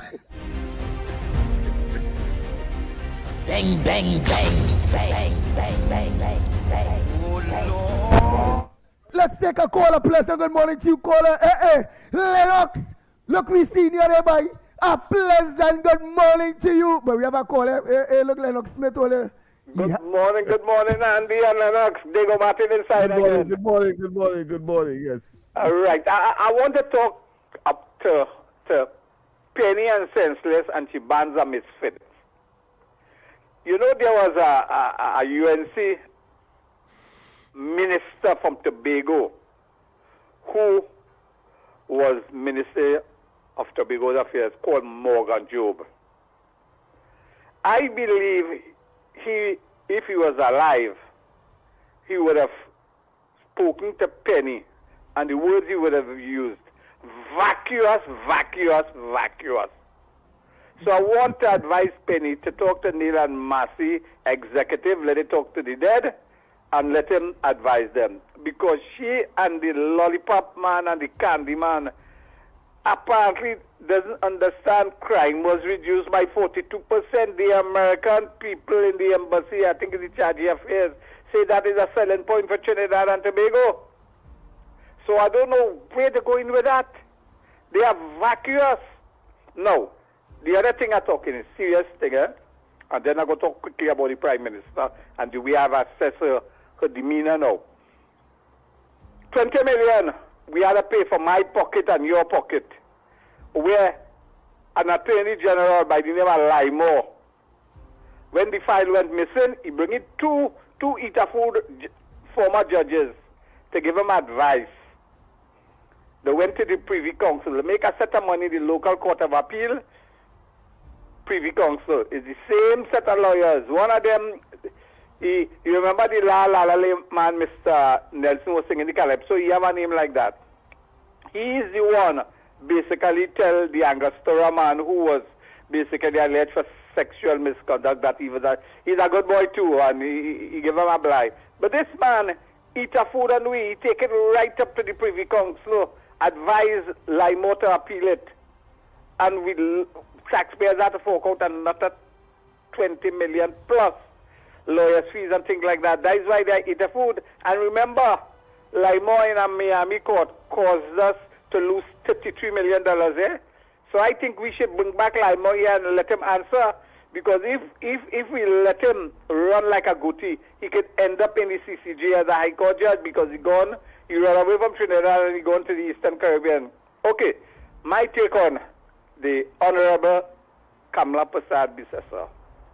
Everybody should realize she, based on her academic background, her posture is for excellence. In the first term, she said as a prime minister, she come back to her and she honest tell her she makes some mistake. And I want to juxtapose that to an A student. If an A student falls short in an exam, he go in and do it back. And this time he ain't making no mistake. He wants to come out with full marks and excellence. And that is why her decision now, all of her decision now, is to make it right for Trinidad and Tobago. And the PNM, they don't want a Zozo. They get a So-So. And I believe them really want a Bozo, a special zone of operations for dummy. I'll go and have a nice morning. Thank you very much, oh boy.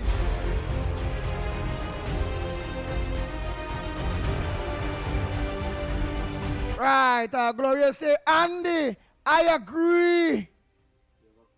Yes, I agree. Abigail say, we have a call on this side. Go ahead. We have a call on this side. Go ahead. Pastor, good morning. Welcome to the ground report. Good morning, gentlemen. Good morning. Good morning, and we're calling Mr. from... Lennox, this is to you. What happened with the program in the night? We are not getting it. Yes. You'll forgive me. I have so much things doing, and but we will be on tonight. We'll be on tonight, definitely. And the second thing, I asked you already about Mr. Long Circular. Is he alive? What is going on with him? We have not been in contact for some time, so we don't have any recent information on his whereabouts or his health. Guru, yes. Guru. She's referring to Guru, yes. So you see how lasting the impact of people's contribution can be. So look how long we haven't spoken to him. Nice. But I said he has moved from Long Circular, and he probably dies why. Nice. I probably don't know that we're back on radio. Davy Perry is saying there is a lot of Trinidad children by birth cannot get into a primary school in their area. Well, that's what I want to believe that they mean. And have to settle for paid schools. Principals accept the Veni kids, and our kids are turned away. All right, let's continue there. Andy, I agree with you. All right. Atali, Andy, don't be ignorant and face the fact. The law of the United Nations. Okay. Lennox will tell me, but we are something country that we try to change some law too. Right, let's go again. Time to remove them out of Trinidad and Tobago right now. Right, Gloria Ram Kelawan is saying, Andy, I agree with you. Abigail, I think we have helped the Venice. Now, it's time to send them back home to rebuild their country. All right, Abigail is saying send them back home to rebuild their country. Krishna is saying, Mr. Snipes, a pleasant good morning. Okay. Oh boy, let's continue here. All the talk about United Nations, where was them when Maduro was threatening Trinidad and Tobago? So you hear that, Lennox Smith, talking about United Nations and this and that and United Nations. But when we was getting threatened by Venezuela, by Maduro and Venezuela, we never hear about United Nations. But to deport back all them Venezuelans and them, you're telling me about sanction and United Nations and the law and you see you? Let me continue. That was saying, all the bright people, all I don't know, boy. Right. Let's continue here. Oh, Glory say, Ram Kilawan say, Lennox like Lennox love pink too. Yes, he love pink too. You see me show pink shirt. Yeah, he's look good in a pink shirt. So yeah, he love pink. Boy. The husbands. Let me finish. Only you could take a good look at Move and say pink, you know. But I understand why. All right. Go ahead. Oh boy. Right. Well said, Andy. Go to the top of the class. Right. To deport them, man. Right. Somebody else say the Sharon Gogi saying, in simple words, their eyes are too long. All right, their eyes are too long. Primrod say, Miss Kamala, time to send back the Venezuelans and them. All right. Atali Keto. And for all my foreign brothers and sisters out there, I, as a Trinidadian, I want the best for you all out there. Whether some of you are immigrants and looking to organize and clear, get your papers and all kind of thing. Well, yes, I want that for you. and make sure and get clean up, right? Right, and go out there and work hard and support all the family. So Kato is saying here, Andy, you know how much Trinidad and Tobagonians in America illegally? Oh, Andy, you know how much Trinidad and Tobagonians in America illegally, illegal immigrants hiding out, looking for betterment? Yeah, well, look, I know wish them the best. At least you say it, hiding out, illegal, just like them. You know, but I want all it to just hide smart, put the papers in place, and find a betterment for all the family. Most of the people who get deported to this be who play some stupidness across there, you know, the ones who go across there illegal, they know they're hiding, they know, if I know I'm hiding, me ain't going out there, so, you know, hardly I going by a bar to drink a beer, or going just out there. When you're out there, it's trouble. It's just walk home. Walk home. So me I being bounced up, no immigration officer to deport, nothing, and what they call the next thing, ICE. Me I bounce up ICE. You understand? Yeah, because you go get very hot. You go get very hot. Yeah, we have to go for the break. But as you talk about that, you know, staying in place and being as innocuous as possible. The SOE started. There's a young man that I know. He was pulled in. He was kept for the appropriate period and then set free. You know, because he did not do what you are now advising. You know, the police were just passing. You know, they pick him up and he going to spend whatever period that is allowed under the SOE. And he just got a job, you know. So, you know, so it making my work very hard because he has he just had a newborn, you know, and he's working to sort of take care of that domestic situation. And here it is, they're pulling me now, and I have to go now and see if I can do something in order to explain to them that, listen, he really and truly has not been doing anything that you perceive him to be, but simply because he wearing the wrong clothes, he appears to be like the profiled youth man, and don't matter how you talk to them, they will still continue. Of course, and on this occasion, what he did, he trimmed his hair, but he kept it in a manner that he will still be a suspect. Profile, yeah, boy. Yeah, they profile. And don't matter what you tell them. Yeah, something like yours, but a little higher, and a sort of kinky dread, but only the top, and but of course he wearing the same, you know, clothes and pants below your bottom and all of that and so on. I saw that profile. I mean, come on. I saw that profile is the white vest, black pants, slippers. Is it? That's right. And no matter what you tell them, I'm going to give another experience. But what's so nice about that white vest, black pants, and I find that some of them are chicken chest, some of them they look bony, you looking tired and hungry. So, but yet still they like that white vest, black pants, and slippers. But I'm saying I want to tell you the next experience, because there are parents who accept and tolerate that and don't understand that they are putting these young people into harm's way unnecessarily. Harm here meaning that the police have their work to do, but when they profile you in a particular way, birds of feather flock together one, and when people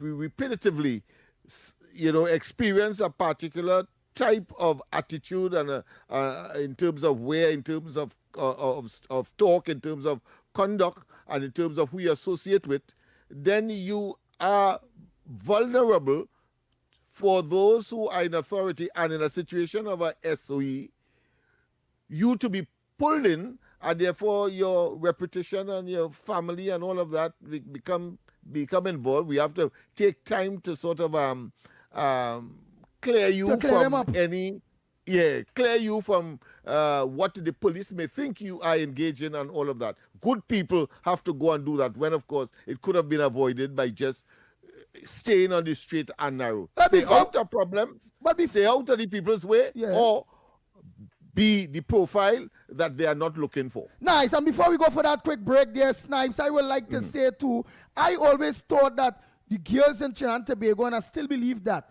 they need psychological assessment proper. Because when I see these fellas, them her girlfriend and them best dress code is a white vest, a black pants, a slippers on the foot That's are corn, issue. That's and the hair issue. twist up and looking dirty. And the girl making 2 and 3 children for them. But as for 80s men, 70s and 80s men, you couldn't grow your hair out like that. Your parents would ensure that you keep yourself looking a particular way. Yeah. And for some reason, somewhere along the line, the fathers and the mothers drop the ball, and even the grandmothers will tell you. The rein has has been loose. You want to cut your hair. Yeah, the rein has been yourself loose. looking like you want to be somebody, like you want success. But the parents condoning that. I'll tell you about that you're very experience right. after the break. So after the break, but Lennox, I have to go to a school. Yeah, but, wait, before we take the break, Lennox, where say you send them girl making 2-3 children for them? Yeah. Yeah. Oh shucks. And of course, again, putting the parents to mind the children because they ain't walking away. So they walking away with a vest and a pants and a slippers? That's right, exactly. All women have a very, very serious role to So play. you're quite right. When you bring into the equation young girls who clearly have fallen down in terms of their ambition. But again, I want not to defocus on the role of parents in this regard. Okay then. Snipes, take me there. Talk City 91.1. Thought-provoking conversations, bold perspectives, voices you trust. Talk City 91.1. Bigger, bolder, and more powerful than ever before. Yes, Talk City 91.1 FM. A brand new era of talk radio is here. With voices you know, trust, and respect. Get ready for an all-new lineup of the very best in talk. Andy Williams, Lennox Smith, Stephen Reese, Mr. X, Derek Charbodi, Roland Stewart, Sharon Farfan, Sudath Prasad, Heavy Duty, Alex Asing, Karen Francisco, Cherry-Leen Lewis, Short Pants, and more of the voices shaping the national conversation. From hard-hitting current affairs to real community issues, culture, politics, social development, and the stories that matter most to you. This is where Trinidad and Tobago comes to talk. So I got right here on Talk City 91.1, where we're going to give you something new, something hot every day, Monday to Friday. Listen on 91.1 FM and connect on Facebook, YouTube, and TikTok. Talk City 91.1. Your city, your voice. Your news, anytime, anywhere. TTT News brings you the facts that matter most, on air and online. TTT News, nightly at 7. TTT News, committed, accurate, relevant.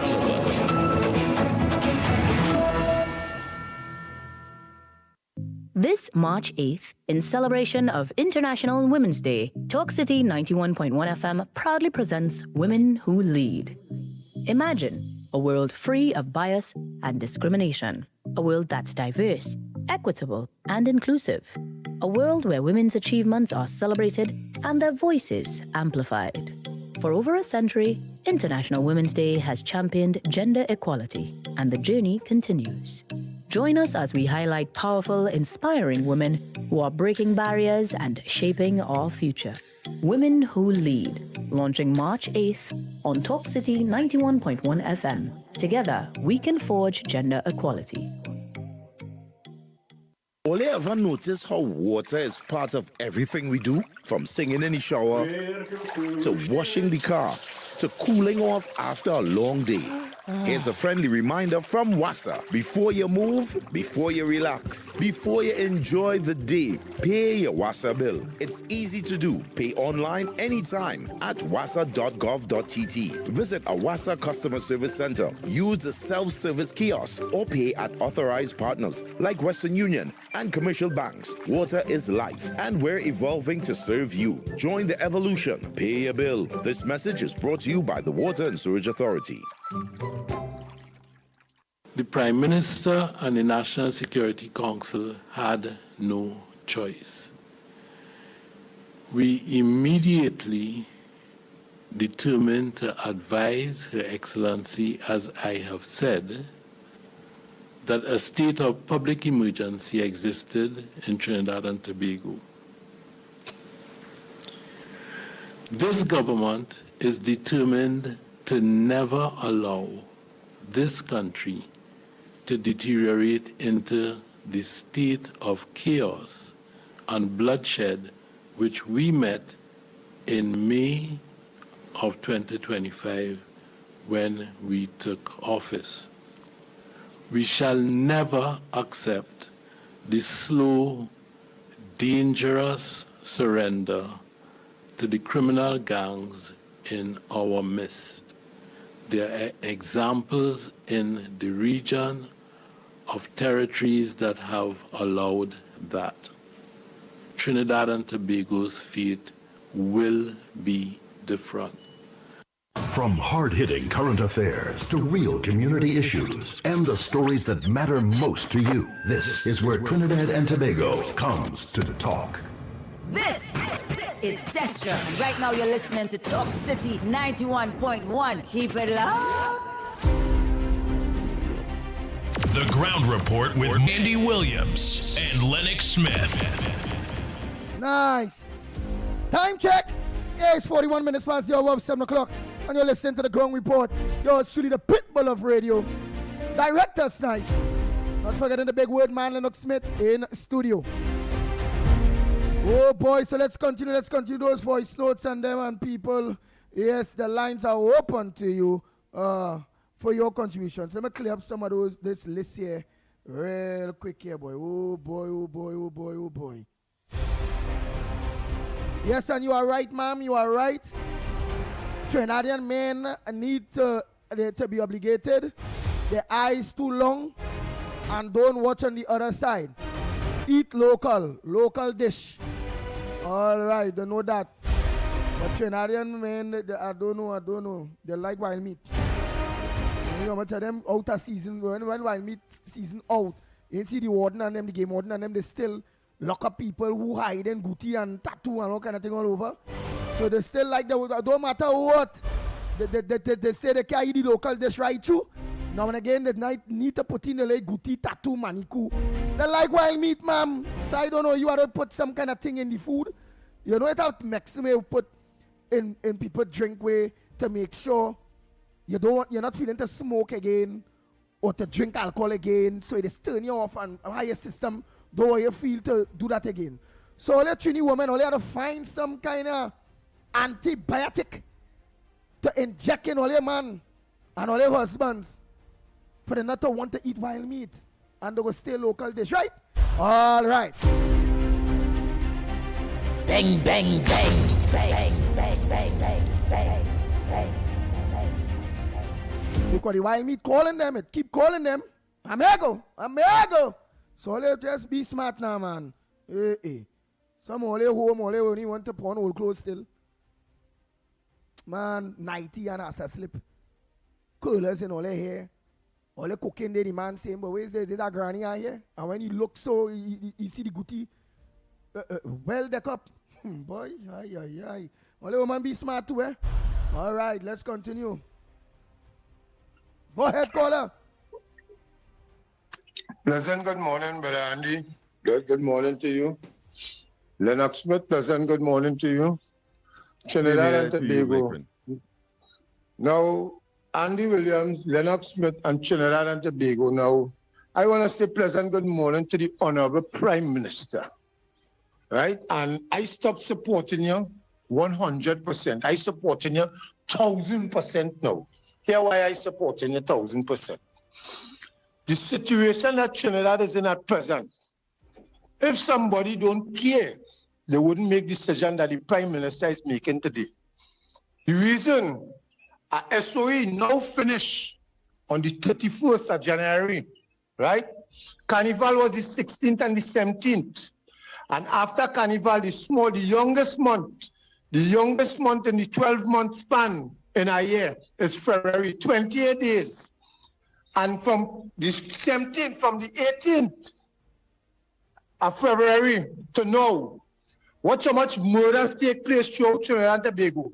Do we as a people really want that to continue? If PNM was in power, and this thing was taking place, they would have never do nothing. You know how the SOE start?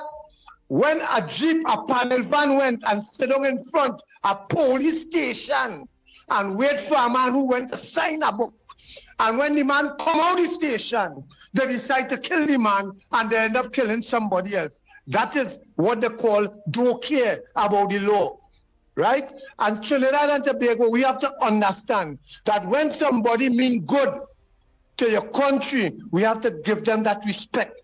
This woman, this UNC government mean good to Trinidad and Tobago. They could say all they want, right? The reason for this situation, how it is today, is because of where PNM have us. PNM have us in this situation. The former government, the former prime minister have us in this situation. So when people only talking and saying all sorts of things about the SOE again, and they care about, come on, every woman and she government didn't care. The honorable prime minister, not the woman. If the honorable prime minister didn't care about Trinidad and Tobago, she will never do what she's doing here. So what we have to do, let's see what's going on in Trinidad and Tobago. They start to kill we by the trees and the fours, and they're even killing who they're looking for. They're killing innocent people.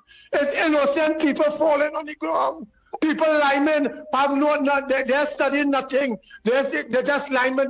They're going on the block and they're saying no normal. They're saying no in a track. And gunmen just come in and gun down everybody. They care who to kill because what they want to send a message. What kind of war is that? I don't know war. That is stupidness. Like foolishness, Andy. Like foolishness, Trinidad and Tobago. So we have to support what the woman is doing for the betterment of Trinidad and Tobago. Who like it, who don't like it, well, run with it. And the next thing I want to say this morning again, I'm talking on behalf of the Carnage people because they're calling on me to call and say something. And the Upper 8th Street where I live in, it has something they call Frisco Junction. Right? And it have a pumping station there. Last week, Thursday, Wassa and the team come and move the 3 pumps. The 3 pumps for no reason. Nobody, I don't know what they move the 3 pumps for. Right now, the people have no water. Wassa moved the 3 pump. The last time they moved the pump, I filmed them. They went to the station for me. They say I was harassing them. The police come and talk to me. He understand what it is I was doing, so he end up leaving and going. Now they come and they move the 3 pumps, and it have no water up in here. And right now it's dry season. So what it is really going on? And then the mayor, who's stating that she's the mayor and she grew up in Carnage, passing and saying all kind of, by what's that? And the Trinidad and Tobago President, good morning again, and you're locked on and listening. We go leave that for some other time. All right, thank you very much. Oh boy, oh boy. Well, I'm sure Wassa is listening. Right, Sharon Jogi say most women like vanity, but most of us take our family first. Right, but even if you're taking your family first and you're doing all of that, you have to organize 2 women, right? Being sure you only have to organize 2 and lock all your husbands down under seriousness. Well, look, people complaining, men writing up right now all on social media saying that we want all of this coming looking real nice. And then like you know, and then they say all after a while they start to look like the mother and not the wife. You know, so well, I don't know what time it is to they done in the kitchen, take some exercise there, so you understand? So what? Does lose the shine? Right. To use a cricketing term? Ben, you just have to organize and wash your shirt, polish your shoes, you know, and just have to shave and whatever. And if a man had to do that, they keep himself, you understand? Suddenly somebody, hey, oh good, I'm my husband. Then woman them I don't know what time it is to keep themselves nice too. Let the man want to only watch you too. Oh God, man. Don't lose the shine. Don't lose the shine. Don't lose the shine. Yeah, no matter how much paste it is, don't use the shine. Don't lose the shine. On a Sunday, come out, you know, whip on a nice little something while you're baking. You understand? Tantalize all your husband a little bit. Eh? Where the hell that your husband, you know? Because what's when them Venezuelan them, when they go there, whether they stop by a grocery, because they're in groceries, they're in bars, they see them all over. You never see them Venezuelan women that do? Them always dress up. They always dress up. You don't watch them, ain't dress up. They always dress up. But here what it is do. Every time a Trini man are wrong, especially an Indian Trini man, you're going to grocery in the lane, all of a sudden they make a mistake and they drop the phone by mistake to bend down to pick up the phone and thing, and amigo, can you help me and thing there, and the man they come to make groceries. You understand? All the other move smart. And when you learn them, they're learning it, you know. They're learning it. Look how much of them get pick off plenty all your husbands. But the next thing all your husbands, let me teach all you something too. That is just a shine up for Norway, all you. Them woman and them, they still like the very man. All you don't know the people language. They still like the very man. And it will end up both all you. So you leave out your family. Snipes, just as me, I think it's very familiar that has been culturalized in the female in particular. They have no difficulty with their sexuality, and they demonstrate it and flaunt it, you know, on every opportunity. That seems to be part and parcel of the culture, and I agree with that. I bring in Snipes to make sure that you're in focus on me. All right. So what? So you? But do you agree with me, Lennox Smith? While we continue with because this is serious too. But while we continue with the rest of seriousness, but do you not believe, on Snipes, that at least Trini women have to organize to at least be comfortable in their skin and to understand what is required in order to keep the status quo. Yeah, I agree. I mean, and they know when clothes dirty to wash it. Yeah. And they know when they here need to go by the hairdresser, putting the weave and thing. And they know too often the relationship becomes dull and drab because the responsibility of child or children rearing, domestic responsibility, cooking, washing, etc., takes precedent over, you know, those other things that would have spiced up the relationship at the commencement. But soon those things die out, and people have a tendency to search for other opportunities, because one of the things about life is that variety is the spice of life, it is said. All right, so that is why they look like a raggy doll? That's why they look like that, because at the beginning they would be just as the Venezuelans and others would look, but as they take on domestic responsibility, family life, in other words, that becomes more important than, of course, keeping the shine, so to speak, in the relationship. Okay. And that is why he's ended up with the children alone and the man gone because he getting the shine somewhere else. Nice, let's continue. Oh boy, oh boy, oh boy. Go ahead, caller. Pleasant good morning to you. What's your contribution on the ground report this morning? What's on your front burner? Good morning, Andy, Uncle Lennox, Brother Snipe, and Trinidad and Tobago. Now, here callers I respond that it have a lot of Trini hiding in America and working, but the fall short by saying when the Trini is working in America, the first thing that they do is get the RIS number and pay the tax, because that would just keep them there without getting deported so long. Right, that is one. And the next thing I want my esteemed political leader and prime minister to do in this country, make sure that when they Spanish register, you tax them and they pay all taxes when they're working, right? And that will guarantee them citizenship. And place of birth on a birth paper don't guarantee you place of citizenship. You have to meet the criteria, right? And then again, once again, you're hearing that when people kill people, it's okay. But when police go outside there and do the work and stand up and fire the charge of firearm is judicial killing. So here what's going on. It's time that the people understand the minority will have a say, right? But when the law government is for all, and law-abiding citizens have the right to freedom, expression, and movement. And this SOE, I don't see take away any of that. And I don't understand this silliness when people try to push a narrative and say that SOE, you're going at work, you're coming from work, you're drinking your rum, bar open, right? It's your choice, your freedom move. What is the problem? Because why? Criminal activity and lawlessness. Because a party called the PNM want to disrupt and say that my party, which I support, failed in fighting crime. And you've seen that Penelope Beckles, since the day she became the opposition leader, every single bill or every single thing she fight for is for the criminal, to give the criminal the upper hand. And just imagine, in a press conference, she read that what Rowley did, he went and hide, saying that my prime minister is a man now.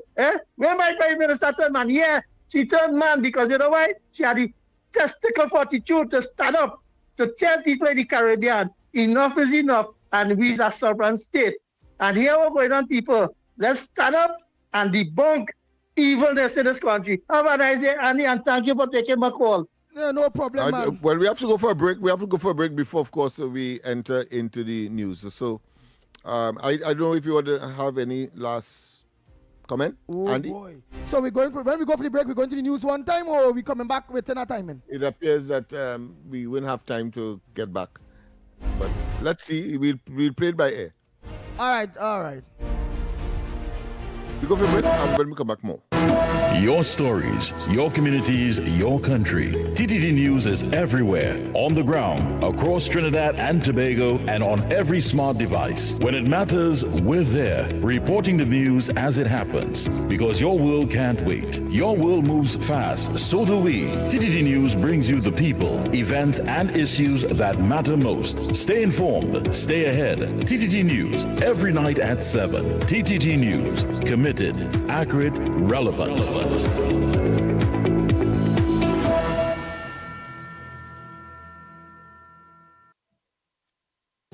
Imagine a gender-equal world. A world free of bias, stereotypes, and discrimination. A world that's diverse, equitable, and inclusive. A world where differences are valued and celebrated. This March 8th, in recognition of International Women's Day, Talk City 91.1 FM proudly launches Women Who Lead, a powerful feature highlighting dynamic women who are breaking barriers, leading with purpose, and shaping our nation's future. Tune in to Talk City 91.1 FM starting March 8th for Women Who Lead, because when women rise, we all rise.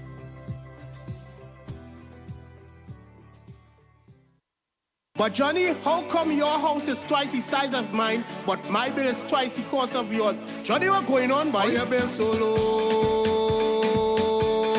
How your bill so low? I conserving energy, I switch your LED, at the stun of the AC, and I'm saving real money. It's our responsibility for a brighter TNT. Cut the waste and you would see. Why everybody asking me? They asking how you been so low? How you been so low? TN Tech, powering the nation into the next generation. This is Destra. Right now you're listening to Talk City 91.1. Keep it locked. Well, Trinidad and Tobago.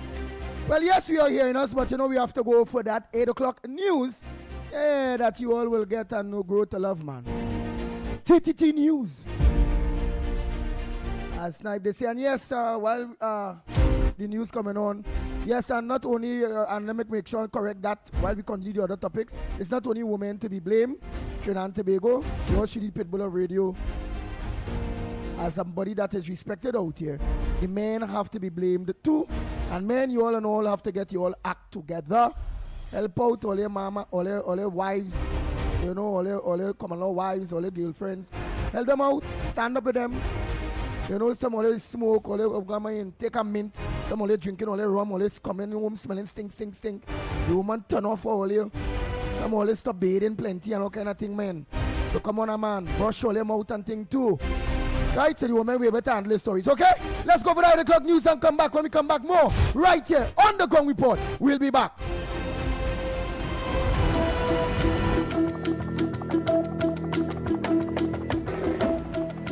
Good morning, this is your TTT News Update. I'm Carrie Roberts, making the news at this time. Speaking on the Trinidad and Tobago Today morning program, criminologist Randy Seepersod linked the country's crime challenges to systemic issues, including the state of the prison system. He explained that poorly managed prisons can reinforce criminal networks and produce more hardened offenders instead of rehabilitating them, a concern that becomes even more pressing amid rising security threats. His comments come as the government declared another state of emergency following renewed threats of violent reprisals and escalating gang activity. Attorney General John Jeremy said intelligence reports pointed to planned killings, underscoring the seriousness of the situation. Depending on how a prison is run, the conditions within the prisons, the exposure to other criminal elements, people from whom you can learn criminal techniques, from whom you can develop contacts with other gang members, other criminal elements, the way that prisoners are even treated in an inhumane manner within the walls. These and many other factors really can contribute to persons becoming committed and better criminals, so to speak, within the walls of the prisons. Proper rehabilitation and reintegrating systems into the society is therefore key in the process of supporting released inmates to prevent their go back into criminal activities. Two key things there. One, proper rehabilitation in the prisons, and two, when inmates come out, proper reintegration services, not re-entry, which is just re-entering the society, but reintegrating into the society, becoming a meaningful, contributing member of the society. And they need help to do that as well. In other news, the Trinidad and Tobago Unified Teachers Association has submitted a second letter to the Ministry of Finance, maintaining its call for clear communication and firm timelines on salary increases and outstanding back pay. Tutor President Crystal Ash asked for the ministry's indication of clear timelines. The difference with this particular copy is that there's something that we put in a little extra, which was the fact that the minister and the CPO, they would have agreed to pay the third schedule people who were under PSA in 2014 to 2019, the advance in back pay that all PSA members would have received in December. They had agreed to pay them in January. It has not come in January, it has not come in February.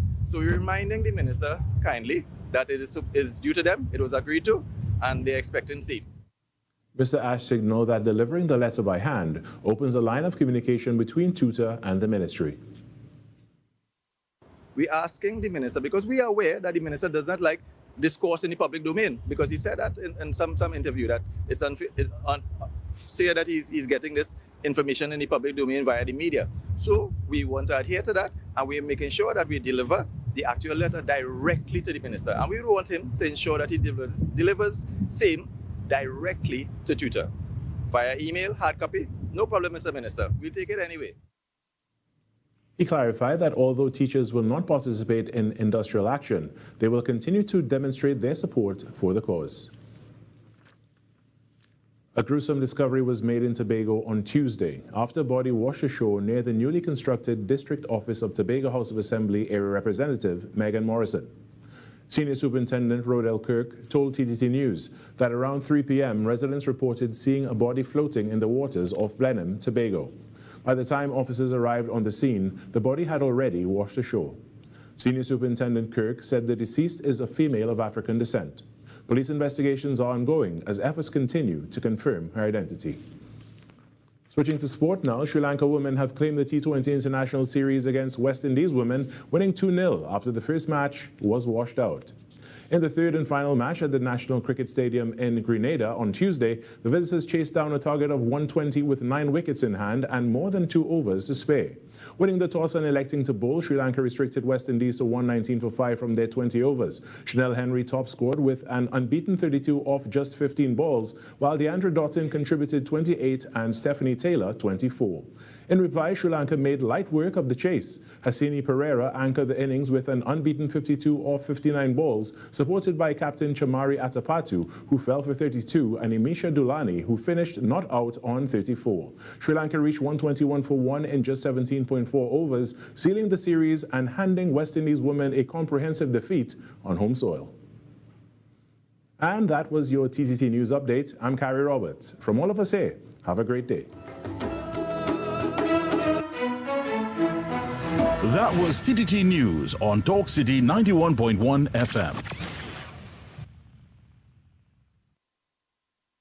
Talk City 91.1 FM. Talk. The cabinet has approved the increase in the permissible age of importation of foreign-use right-hand drive private cars, that's sports utilities, SUVs, sedans, and station wagons powered by gasoline, dieseline, or compressed natural gas, CNG, from 3 years to under 8 years and under from the date of manufacture. Music.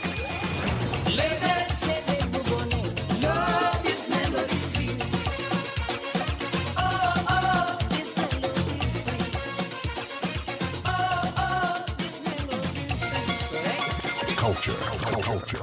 As Prime Minister Kamla Persad-Bissessar has announced recently with our revitalization master plan, we are open for business. And a key area, a key focus of that master plan is, of course, the energy sector and the energy hub.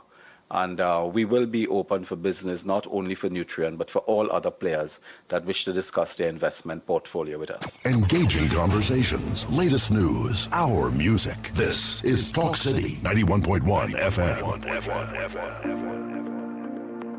Opportunities for closer regional connection were in focus when Minister of Transport and Civil Aviation, Senator the Honorable Eli Zakur, met with Colombian Ambassador, His Excellency William Sidney Bush Howard. Their discussion centered on strengthening aviation cooperation between our two countries, including the exploration of air services and collaboration in safety and regulatory systems, highlighting aviation's role as a driver of economic growth and national productivity. The Ministry of Transport and Civil Aviation reiterates its commitment to international partnerships that enhance performance and sustainability across the sector. This was a production of the Information Division, Office of the Prime Minister. This is Destra, and right now you're listening to Talk City 91.1. Keep it locked.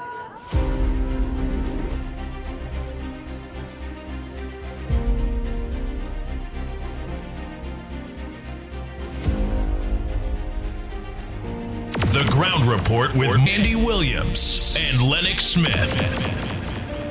Oh boy, oh boy, oh boy. So time check. Yeah, it's 8 minutes past the hour of 8 o'clock. Now you listen to the Ground Report. How time flies. Oh Yes, boy. indeed. Yes, indeed. And I had omitted, and it is remiss of me if I continue with that omission, to inform you that Joshua did meet the president on Friday last. She visited his school. Yes, and of course she gave him a gift of with the insignia of the presidential, insignia. Of a bag and a knapsack, so you could go to school with it and so on. Why I'm saying that too is because the SOE has come on us, but I am linking it to the fact that all around in school and outside of school. Well, let me see about the time too, but go ahead. Yeah, that's Snipes laps there. Oh, you're playing up the man, so. Okay. Right. Yeah, and I'm saying that because he is a sort of, for want of a better term, a sort of celebrity. Young people are coming to him and shaking his hands and so on and so on. We are talking here about a 10-year-old people. And I think because he wrote to the president saying that he's moving from his previous school in Belmont to one closer to the facility that we have on George Street. So right on George Street there. And she had promised last year that she will visit this year. And she did do so with some other schools in the immediate vicinity, but she wanted a private conversation with him. So therefore, they prepared a particular room in the school, and she and Joshua spoke with, of course, other attendees there with the principal and so on. And it was a very, very, very, what I consider to be welcoming experience for the area. And people are now coming and shaking his hands and asking him how the experience was, what she said to him and so on. I like to bring bring him in on Friday, so that of course he could probably say what his experience would have been. I think it is good for communities like these. Firstly, because the Zoso and so-called crime hotspots community would not normally have this kind of, let's say, opportunity, and more than that, some of them may believe and have been conditioned to believe that they cannot reach the highest levels of attention and attractiveness. And I think that kind of exposure and that kind of experience certainly will augur well, because I always believe in these communities, anybody there could be a prime minister, could be a scientist, could be a lawyer, etc. It's just that the stigma and other factors, including, of course, the deprivation and not having the financial wherewithal over time to expend, and the priorities are such that you may only looking at food and not, of course, these other things that will bring bigger and better things to not just the family, the neighborhood, but also to the general community. I think that is a seed that, if planted and nurtured well, can, of course, benefit the entire community.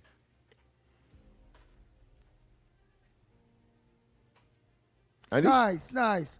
Oh boy, I nothing, man. Yeah. So I'll bring him in on Friday and let him tell us of his experience, because I think it would be a good thing as well for parents, his peers, and of course the elder ones who may find themselves maybe the subject of police watch or attention.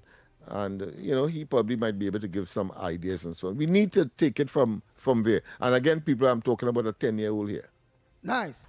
So, Tobago, the lines are open. Well, you heard a lot of front burners poured out this morning. What's on your front burner?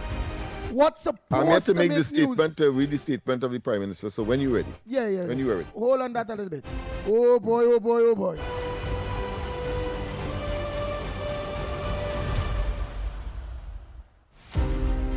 Morning, the ground report. Morning.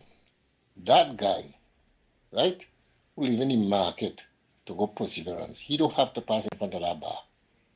When he leave the market on the street, he could come on the road by National Insurance Building and turn left on the first corner he meet. He don't have to pass in front of that champ bar. He like to pass it. So you see that woman? She better watch her husband. He like to pass it to see all them Spanish thing. He like to pass it. He don't have to pass it. Right? You could go down the Honest Main Road, Chase Village Road. There's a road on the right hand side. You take there by Israel and you go straight to Perseverance. Why you passing there when you leave the market for? He like to pass there. Tory come out and all kind of things jump out. Well, he want to see. Yeah. Well, obviously that is what he's suggesting. So, ma'am, you have another perspective as to why he might have been so unattentive that he got bounced. Don't be upset with us, please. Somebody from the area that's sharing a different perspective. Yeah, because the person seemed to know the physical layout of the place. And he's just, of course, giving his views. I'm sure that she would probably take note and may be tempted to respond. But that's the ground report for you. So for now, we have a call. Good morning. Good morning. You have a call. Good morning. Good morning to you, Mr. Snipe and Andy Williams. And good morning to this beautiful nation. I want to say congratulations to the people who working now and cleaning the roadside, highways, byways. They're doing a good job and they're working for a good salary a day. Knowing that when the CPEP was there, they're taxing them, they're paying them small money, Lennox and Andy. Now they have a little more money in the pocket, they are paying the body and they're boasting that they're working now for the state and the government. You understand? So I want to look out to see more employment, more coming out for the youth and them and for the people not working. You understand? At least they can get $1 to take to the family. So I asked the government and the Ministry of Local Government to continue the good work, and Khadija Amin continue the good work that she's doing and get more people back into the job. But you know, I must deal with this lady called Penny. And I now see why.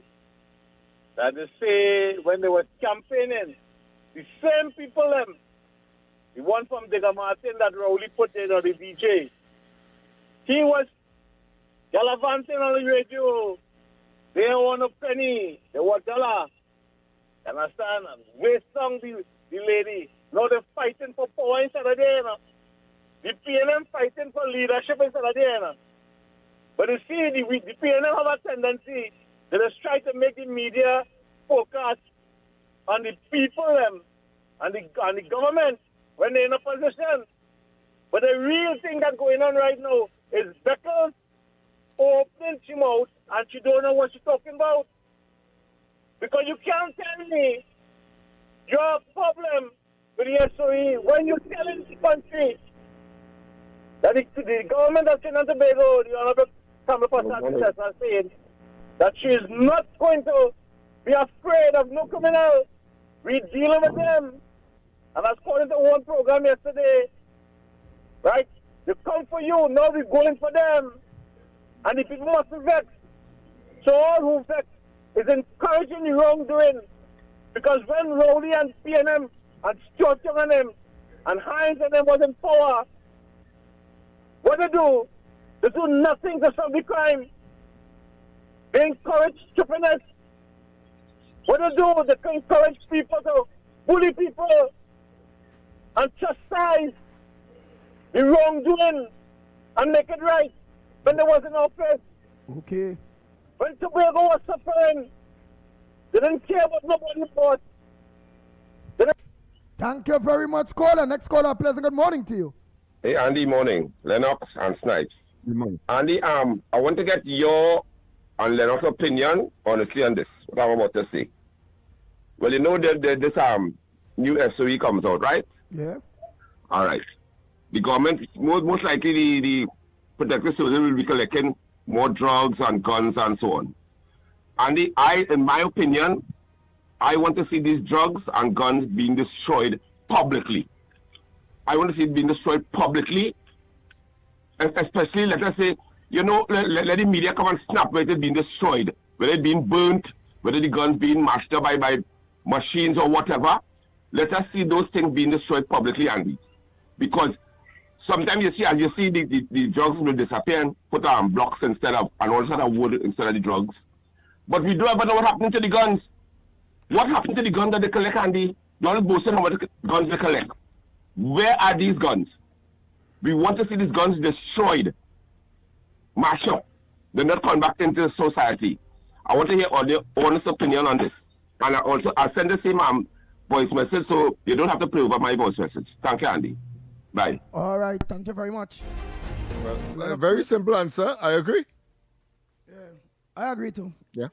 Yeah. So to have that transparency, not only with the guns, but everything.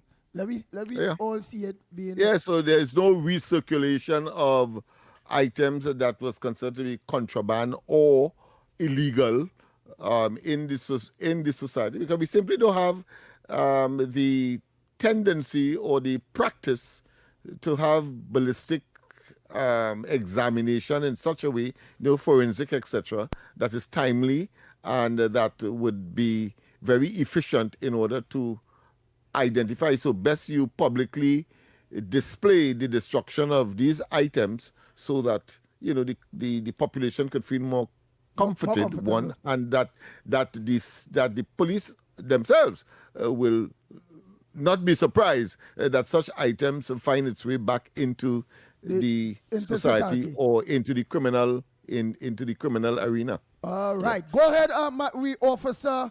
That break down everything for us. A pleasant good morning to you. What do you have for us this morning? Yeah, good morning to everyone. Well, the person talk about the guns. We had a situation already in Trinidad where the guns that were sent for destruction was back in the public and was involved in murder. So that went on while you was in force too? That went on while you was in force? Yeah, that went on. Yeah, everybody know about them kind of thing that take place.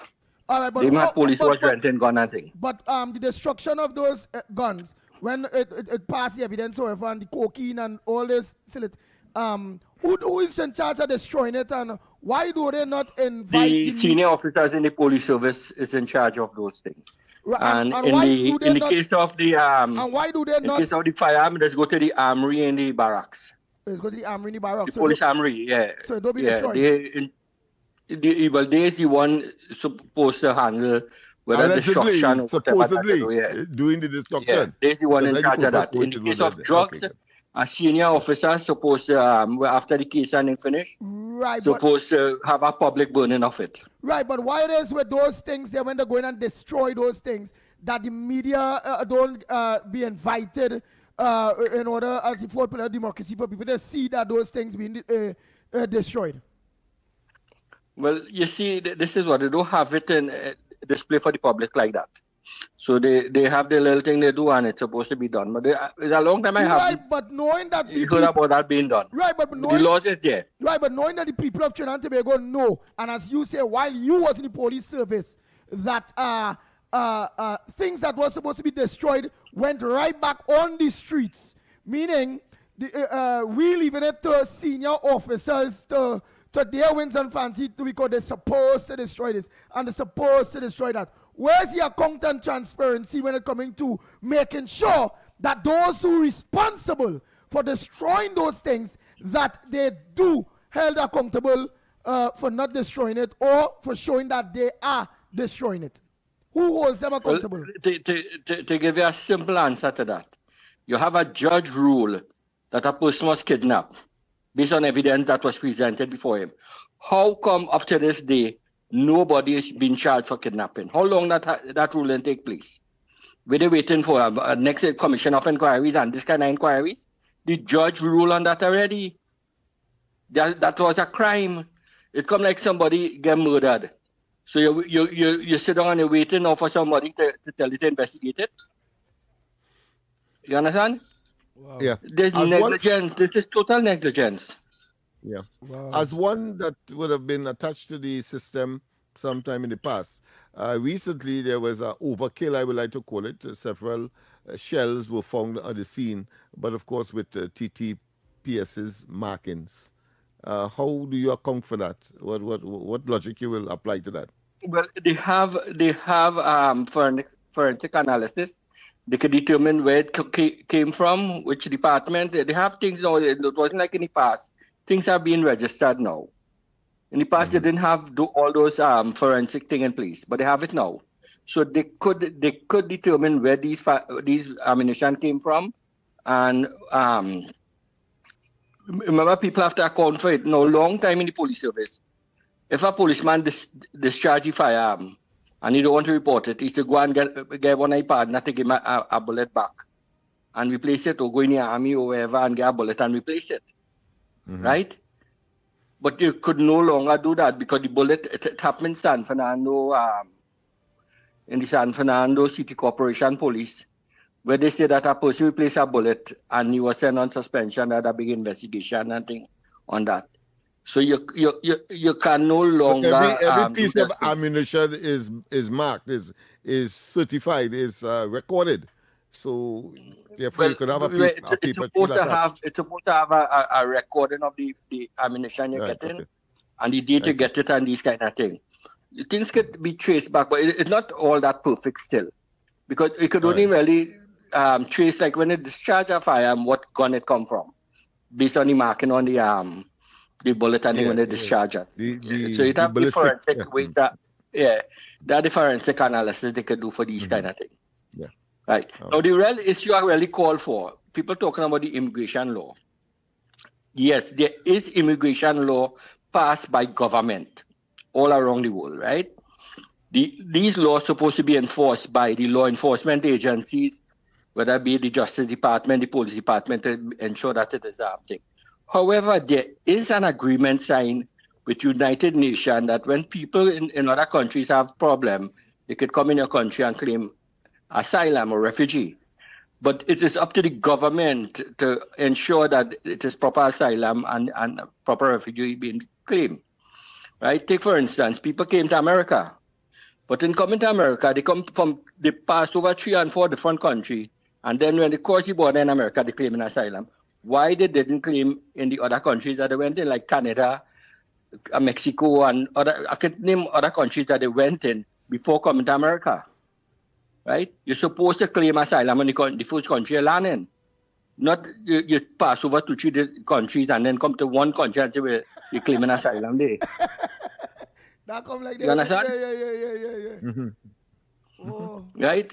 So the whole thing is a treaty with United Nations. And you know that right now Trump is not doing all these things because what he exposed with the Doge and his non-profit organization, the corruption, he's stopping it. That is why Marco Rubio is in charge of dealing rather with non-profit organizations, dealing with the government and them. So Kamala is on the right track with dealing with Marco Rubio and not dealing with non-profit organization. You deal directly with him, and through him, you will have contact. You know, through the son, you will get him the father. You will get him the president, and you see it happening. Right? So what also is happening, you can go in places like China and Russia and India and enter their country illegally. It's straight jail, sometimes up to 8 years in jail. You understand? But you could do it in certain countries and get away. Look, even Hungary, when they went to claim asylum in Hungary, when they come by the wall, they put the military, they stop them, they make them clean up all the rubbish they dispose on the people on border and tell them go back.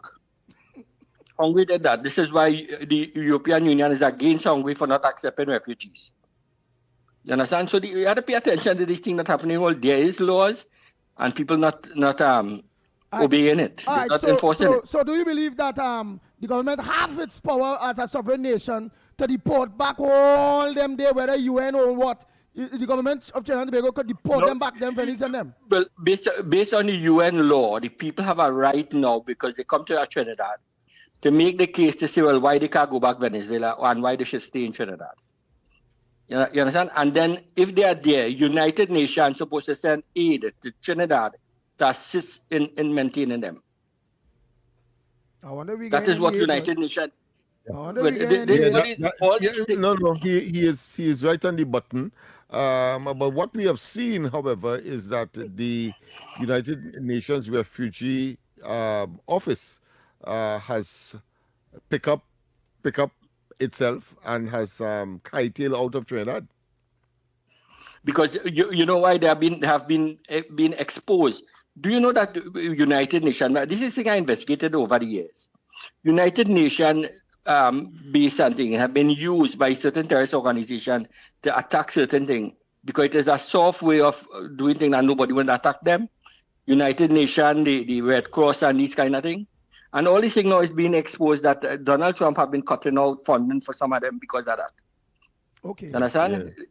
Okay. Even the WHO, you know, he pull out from WHO also. And I think we Trinidadians, I think we need to pull out from the WHO too. Yeah, I want to know what Trinidad is doing in WHO. Nobody I know what they signed, but I have an idea because they wanted to get all the world to sign on it. Now, what happened? We used to get advice in Trinidad from PAHO.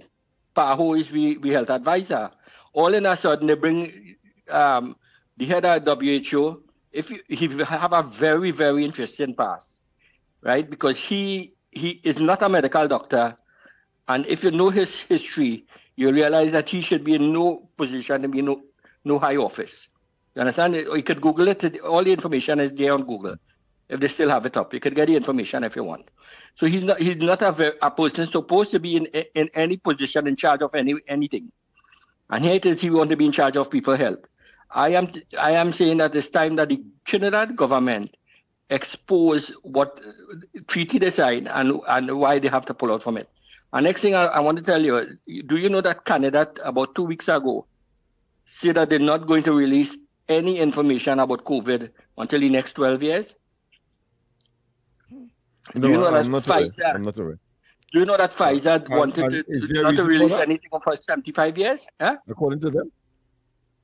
Yeah, and Pfizer wanted to do the same thing. They wanted a court rule that they can't do it. They wanted to wait until 75 years to release the COVID information. And the court ruled that have to release it. But you see, the media not reporting these kind of things because you remember who paid the piper? That's called the tune. Yeah. You understand? Yeah. So if it's, when I hear the news, they say who paying them. The initial stages of these Understand. vaccines, yeah. Thank you so much, caller. Oh boy, that was time. Let's continue there quick. Oh boy. We have to go for the break. We gotta go for the break. You wanna take one? All right, now let's go for that quick break and come back. When we come back, more right here on the Ground Report. We'll be back. Your news, anytime, anywhere. TTT News brings you the facts that matter most. On air and online. More ways to stay informed. TTT News covers the stories that matter. Join us nightly at 7. TTT News. Committed, accurate, relevant. This March 8th, in celebration of International Women's Day, Talk City 91.1 FM proudly presents Women Who Lead.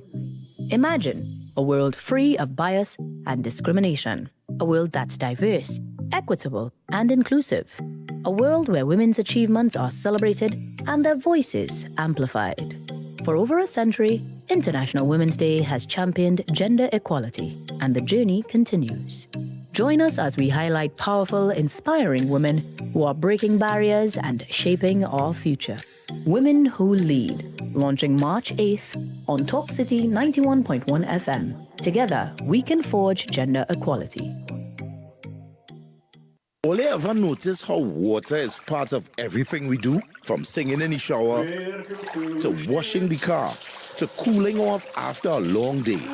Here's a friendly reminder from WASA. Before you move, before you relax, before you enjoy the day, pay your WASA bill. It's easy to do. Pay online anytime at wasa.gov.tt. Visit a WASA customer service center. Use the self-service kiosk or pay at authorized partners like Western Union and commercial banks. Water is life, and we're evolving to serve you. Join the evolution. Pay your bill. This message is brought to you by the Water and Sewerage Authority. The Prime Minister and the National Security Council had no choice. We immediately determined to advise Her Excellency, as I have said, that a state of public emergency existed in Trinidad and Tobago. This government is determined to never allow this country to deteriorate into the state of chaos and bloodshed which we met in May of 2025 when we took office. We shall never accept the slow, dangerous surrender to the criminal gangs in our midst. There are examples in the region of territories that have allowed that. Trinidad and Tobago's fate will be different. This isn't just radio. This is your voice, your city, your platform. Talk City 91.1, where the conversation begins. This is Destra. Right now you're listening to Talk City 91.1. Keep it loud. The Ground Report with Andy Williams and Lennox Smith.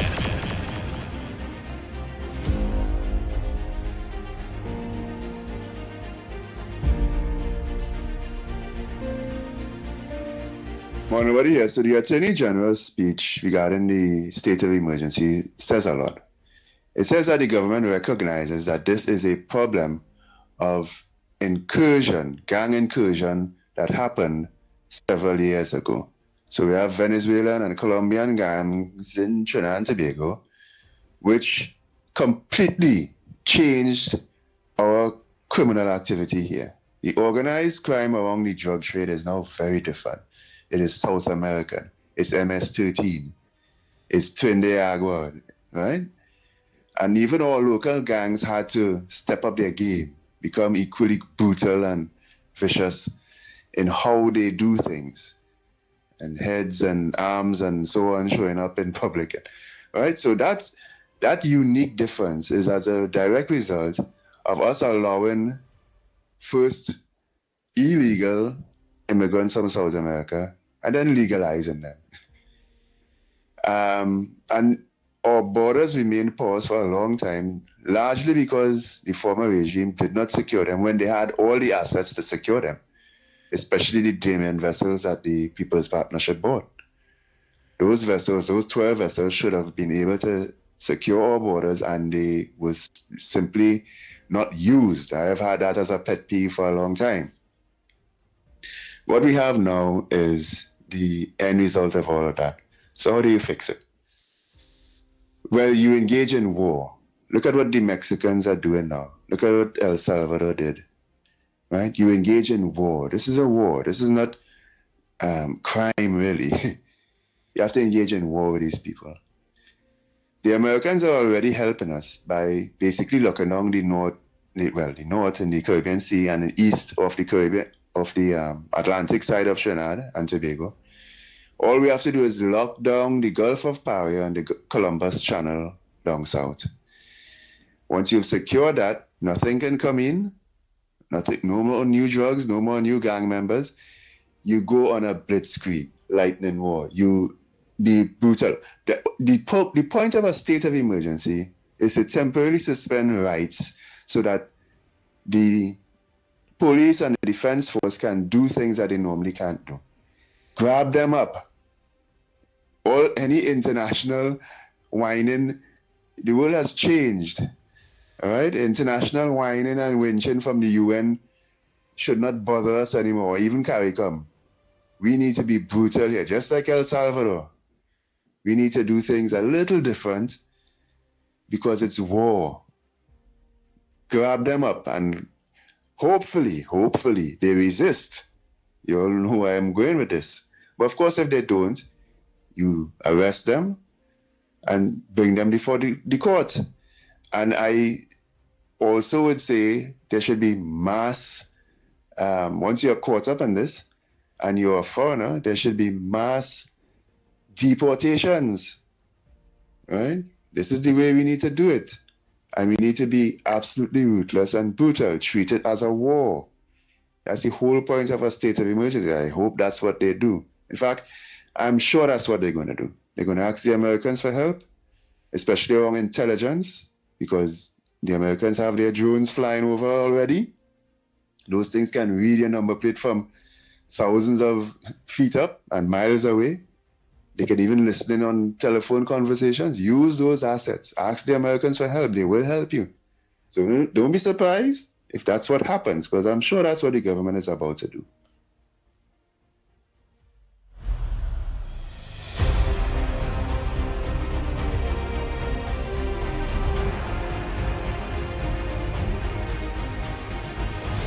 Andy, you're a real backhand on this one already, you know. My husband passed it because we were on our way to church. Right? Thank you, Lennox, for defending me. Well, to the gentleman that called and responded, right? First of all, I was in the company of my husband. Secondly, you don't know my destination, our destination at that time. If we could not have made that route that you are suggesting because of where we were heading, right? So this has nothing to do with my insecurities and what my husband was doing. We were together going to church, all right? And this is something that has been happening for quite a while. It does not look nice to know that the court and the police station is so close. And these are the kinds of things you would not believe. Sometimes the young little girls that you see doing these things. So it's a matter of safety for them, right? I know you're trying to bring a narrative, but I was in the company of my husband. Thank you so much.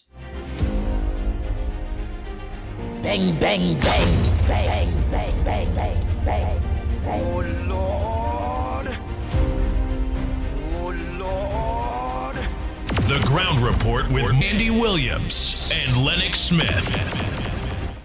Good morning, Andy. Good morning, Lennox. Good morning, Director Stripes. Mr. Good morning to Kingsley a part of the Talk City family. What a big program from 3 to 6 here in Posad. And they ain't promoting Kingsley program. Must say good morning to Anderson and the crew and the bitter. My two partners in crime. They're out of the doghouse. I'm glad for them. They work hard. Is that scarce in the doghouse? I know when I go come out of the doghouse and get my little bone and be happy like everybody else. So and there look to listening. Kingsley keep it up. Anderson keep it up. You know all the fighters. All the supporting you, Honorable Prime Minister, any means necessary. Bless. No, but again, so that's the David Nackett thing. This is another example of how somebody can be ideologically captured by false information. What happens in the Middle East has nothing to do with genocide from the standpoint of Zionism. Of the 9 million Israeli citizens, over 2 million of them are Muslim. Not any normal kind of Muslim, Arab Muslims who are living in the Levant. You know what you call that? You call that a Palestinian. Over 2 million Israeli citizens are Palestinian and full-blown citizens of that country. And a Palestinian judge sent the Israeli prime minister to prison. Don't believe me, go Google it yourself. Meanwhile, across the 22 Arab Muslim states in the Middle East, what percentage of their population is Israeli or Jewish or even Christian? You won't get a percentage number. You have to look at single digits sometimes. So there has been a genocide in the Middle East over the last 70, 80 years, right? And we have our example here. The Syrian-Lebanese community in Trinidad and Tobago is basically people who fled that genocide. What is happening in the Middle East today is finally that aggression, especially from countries like Iran, who intend, as I played for you all what the Saudi Arabian prince said, who intend to take over the Middle East. And the Sunni-Shia divide is real. That has been going on for over 1,000 years. So a lot of these countries that have been infiltrated by the Hamas and Hezbollah and the Houthis and the Muslim Brotherhood, which are all proxies of Iran, terrorist organizations which are funded by Iran to infiltrate and take over these countries across the Middle East. That conflict has been going on forever. You're all living down here thinking everything is nice and honky-dory over there among the Muslim community. No, for a long time there has been conflict. And they are only too happy to see what's happening today because they have not been able to stop Iran from doing what they've been doing. So this has nothing to do with Zionism, right? Imagine the Muslim world is siding with Israel in dealing with this matter because they finally got somebody who will stand with them to deal with Iran. They haven't been able to deal with the bully on their own. The Gulf states, Saudi Arabia, certainly Lebanon, right? So that's what's going on. And the families of the 30 to 50,000 people who were killed in January in Iran, right? They too would only be happy, they're extremely happy for what's going on there. And the thousands, many tens of thousands over the many years who have also been killed would be happy to see what's going on today. But you're down here as armchair coaches thinking because you're ideologically against the West, you hate the West, you hate Israel as the only free country in the Middle East.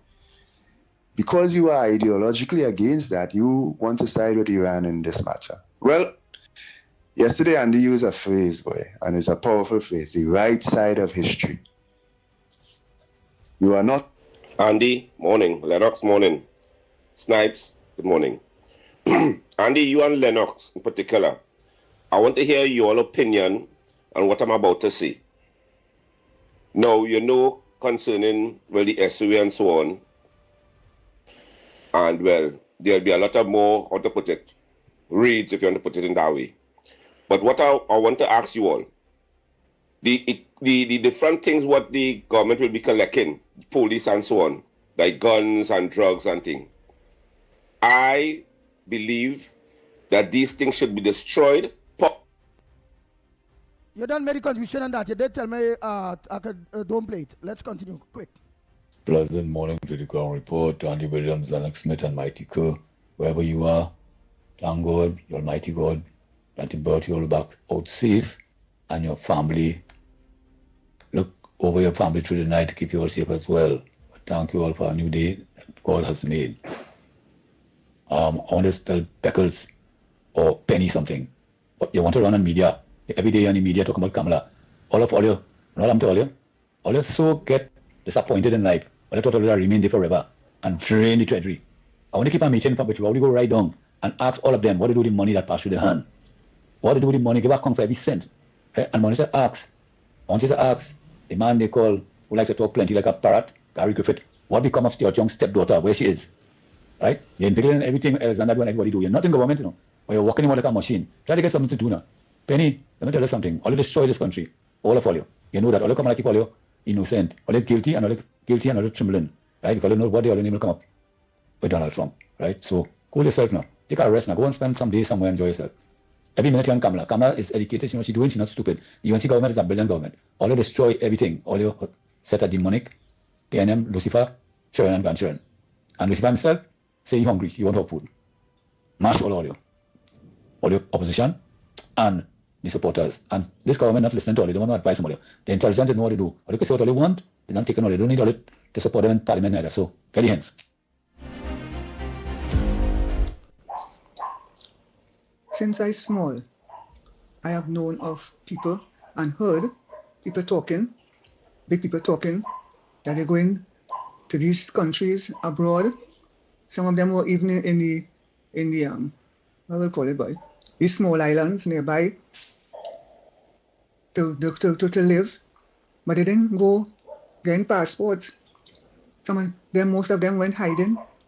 They'll go by some friend, go by some family and thing, and work and all that, and even send for one or two other children until finally, after some years living a hidden life in these countries, they will get being, to become citizens, and then they will that fear will come over their back. But many people from Trinidad, so that's nothing new. Nice. We're going to go for a quick break and come back. When we come back, more. We have to finish off these voice notes, them, man. Director, take me out. Every morning begins with a story. The headlines you need. The voices you trust. The conversations shaping our nation. Welcome to Trinidad and Tobago Today, where your day starts informed and inspired. News that matters to you. Conversations that spark new ideas. Stories that move Trinidad and Tobago forward. Tune in weekdays, Monday to Friday at 6 a.m. or join the conversation on any smart device at TNT Today Show. Trinidad and Tobago Today. Start here, exclusively on TTT.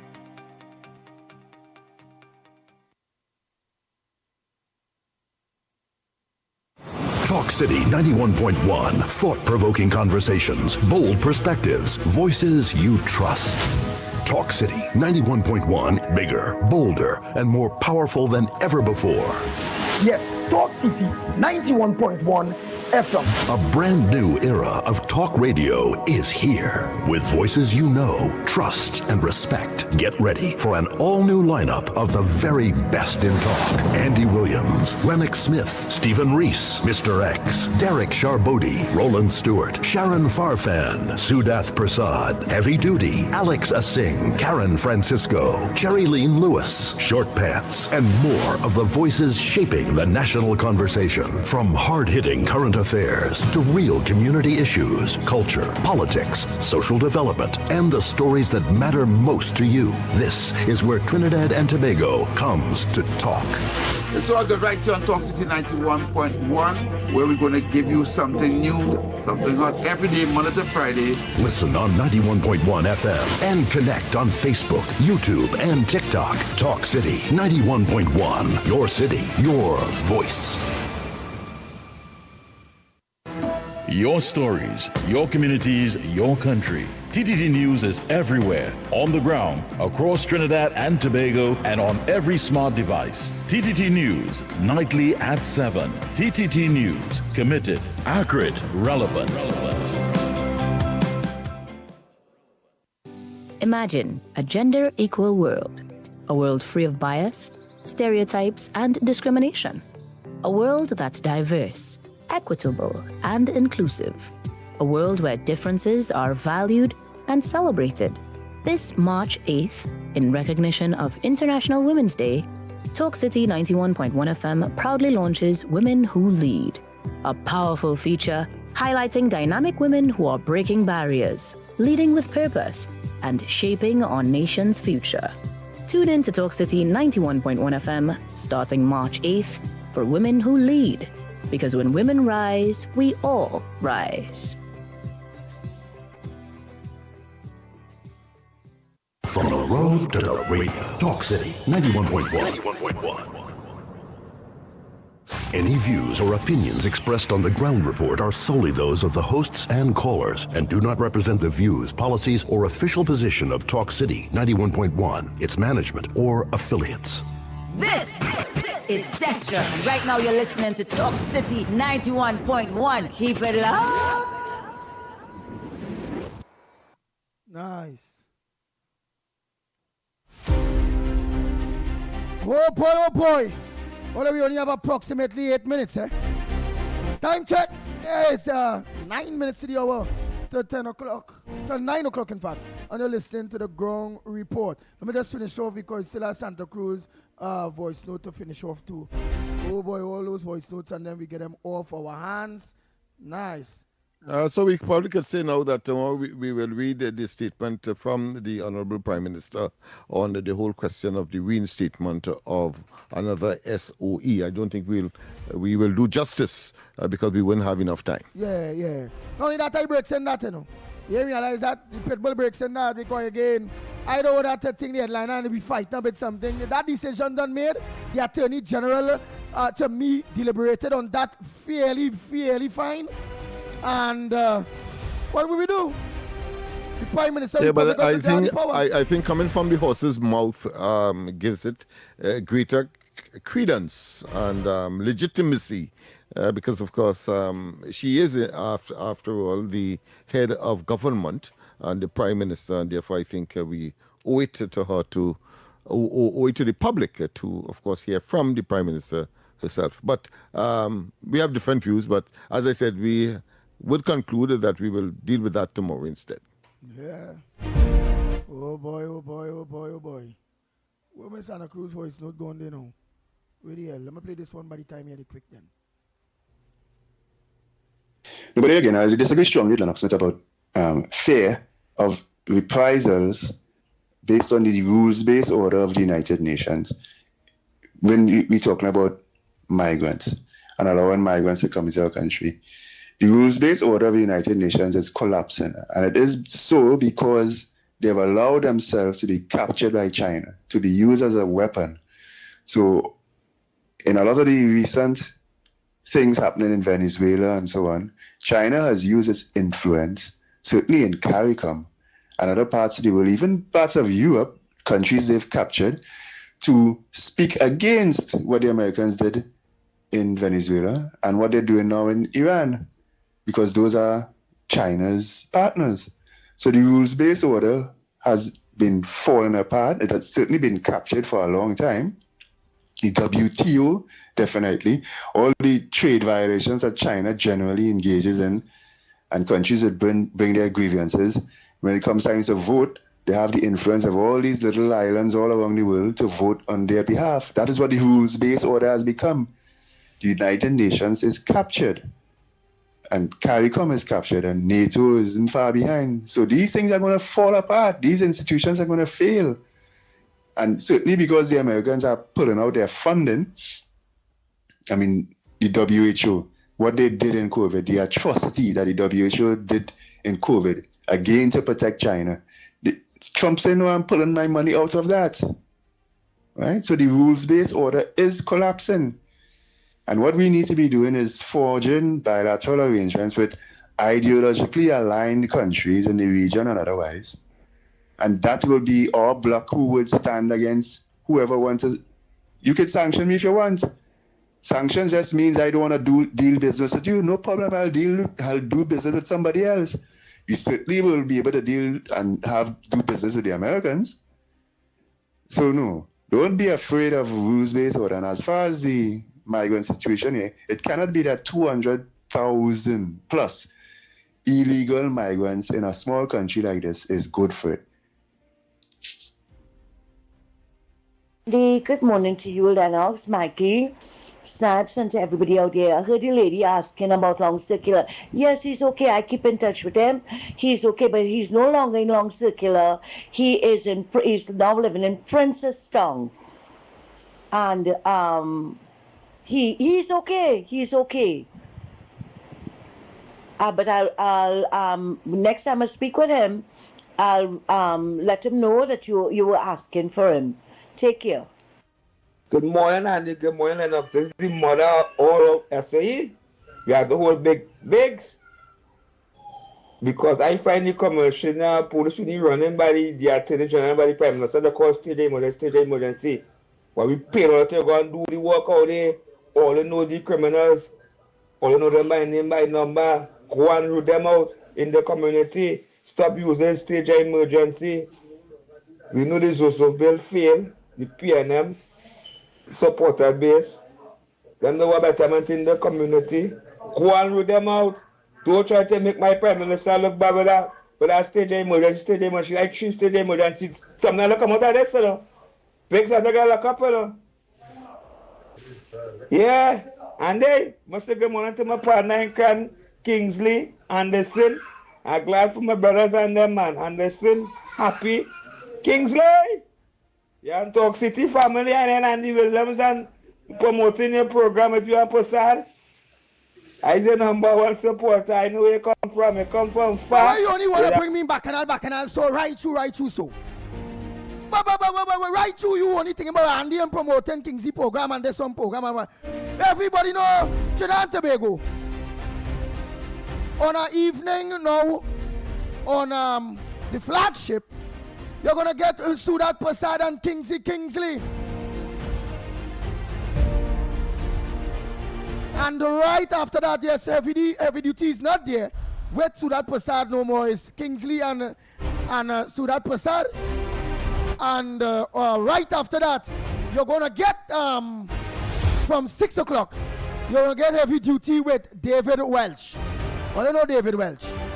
Yes, David Welch on heavy duty has a program from 6 to 8 under the radar. Right? Watch me, don't play no lawyer for people and thing, man.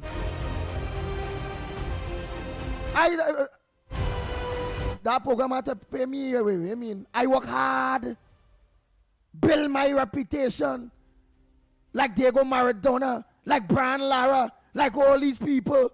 So all of them must get paid for their talent. And you want Andy Williams right through. Endorse KFC, endorse this one, endorse that one. And nobody want to pay the pit bull for his talent too. So why is this sprung out of out everybody? KFC, Kingsley, and pay me for the endorsement. Right? Rice. I hold no privy for KFC, but I suppose he probably is directing it because we by whether advertently or inadvertently, whether design or not design, the fact is that we are one family. Yes. Yeah, in the same place. Right. I suppose Like from that perspective, he's attempting to solicit your support for someone that he identifies with. So don't vex him too much. Every minute. And the only want to promote Kingsley. Okay. Yeah, don't vex him. Only get big. Only tonight Lennox Smith said we'll have corridor transformation. Yes, it will. From 8 o'clock. And don't forget, after God family comes first, Trinidad and Tobago be safe on the nation's roads. Coming up next, off the record, the big program right after the ground report with Mr. X and Stefan. So until tomorrow morning, please go on behalf of the ground report team, Director Steins, the big word man, Lennox Smith, I'm Andy Williams, better known as the Pitbull of Radio. Ruff, We are out of here. Bang, bang, bang, bang, bang, bang, bang, bang, bang. Talk City 91.1 FM. Talk. This is about creating opportunity through responsible management and citizen participation in national wealth. We are targeting US $3 billion in new investment within the next few years in energy, in construction, in tourism, and the digital economy. Music. It's reconstruction time in Trinidad, so put your shoulder to the wheel, man, lad, move on, don't stop till you reach the top. You put a hand and I put a hand and we will sing. For big and for small in no time at all, prosperity. There's no other way to do it. Show your patriotic spirit, unity, somehow. If Trinidad ever needed you, it's now. Culture. The budget has goodies and some not so goodies, but that is because fairness requires that everyone plays their part. Engaging conversations. Latest news.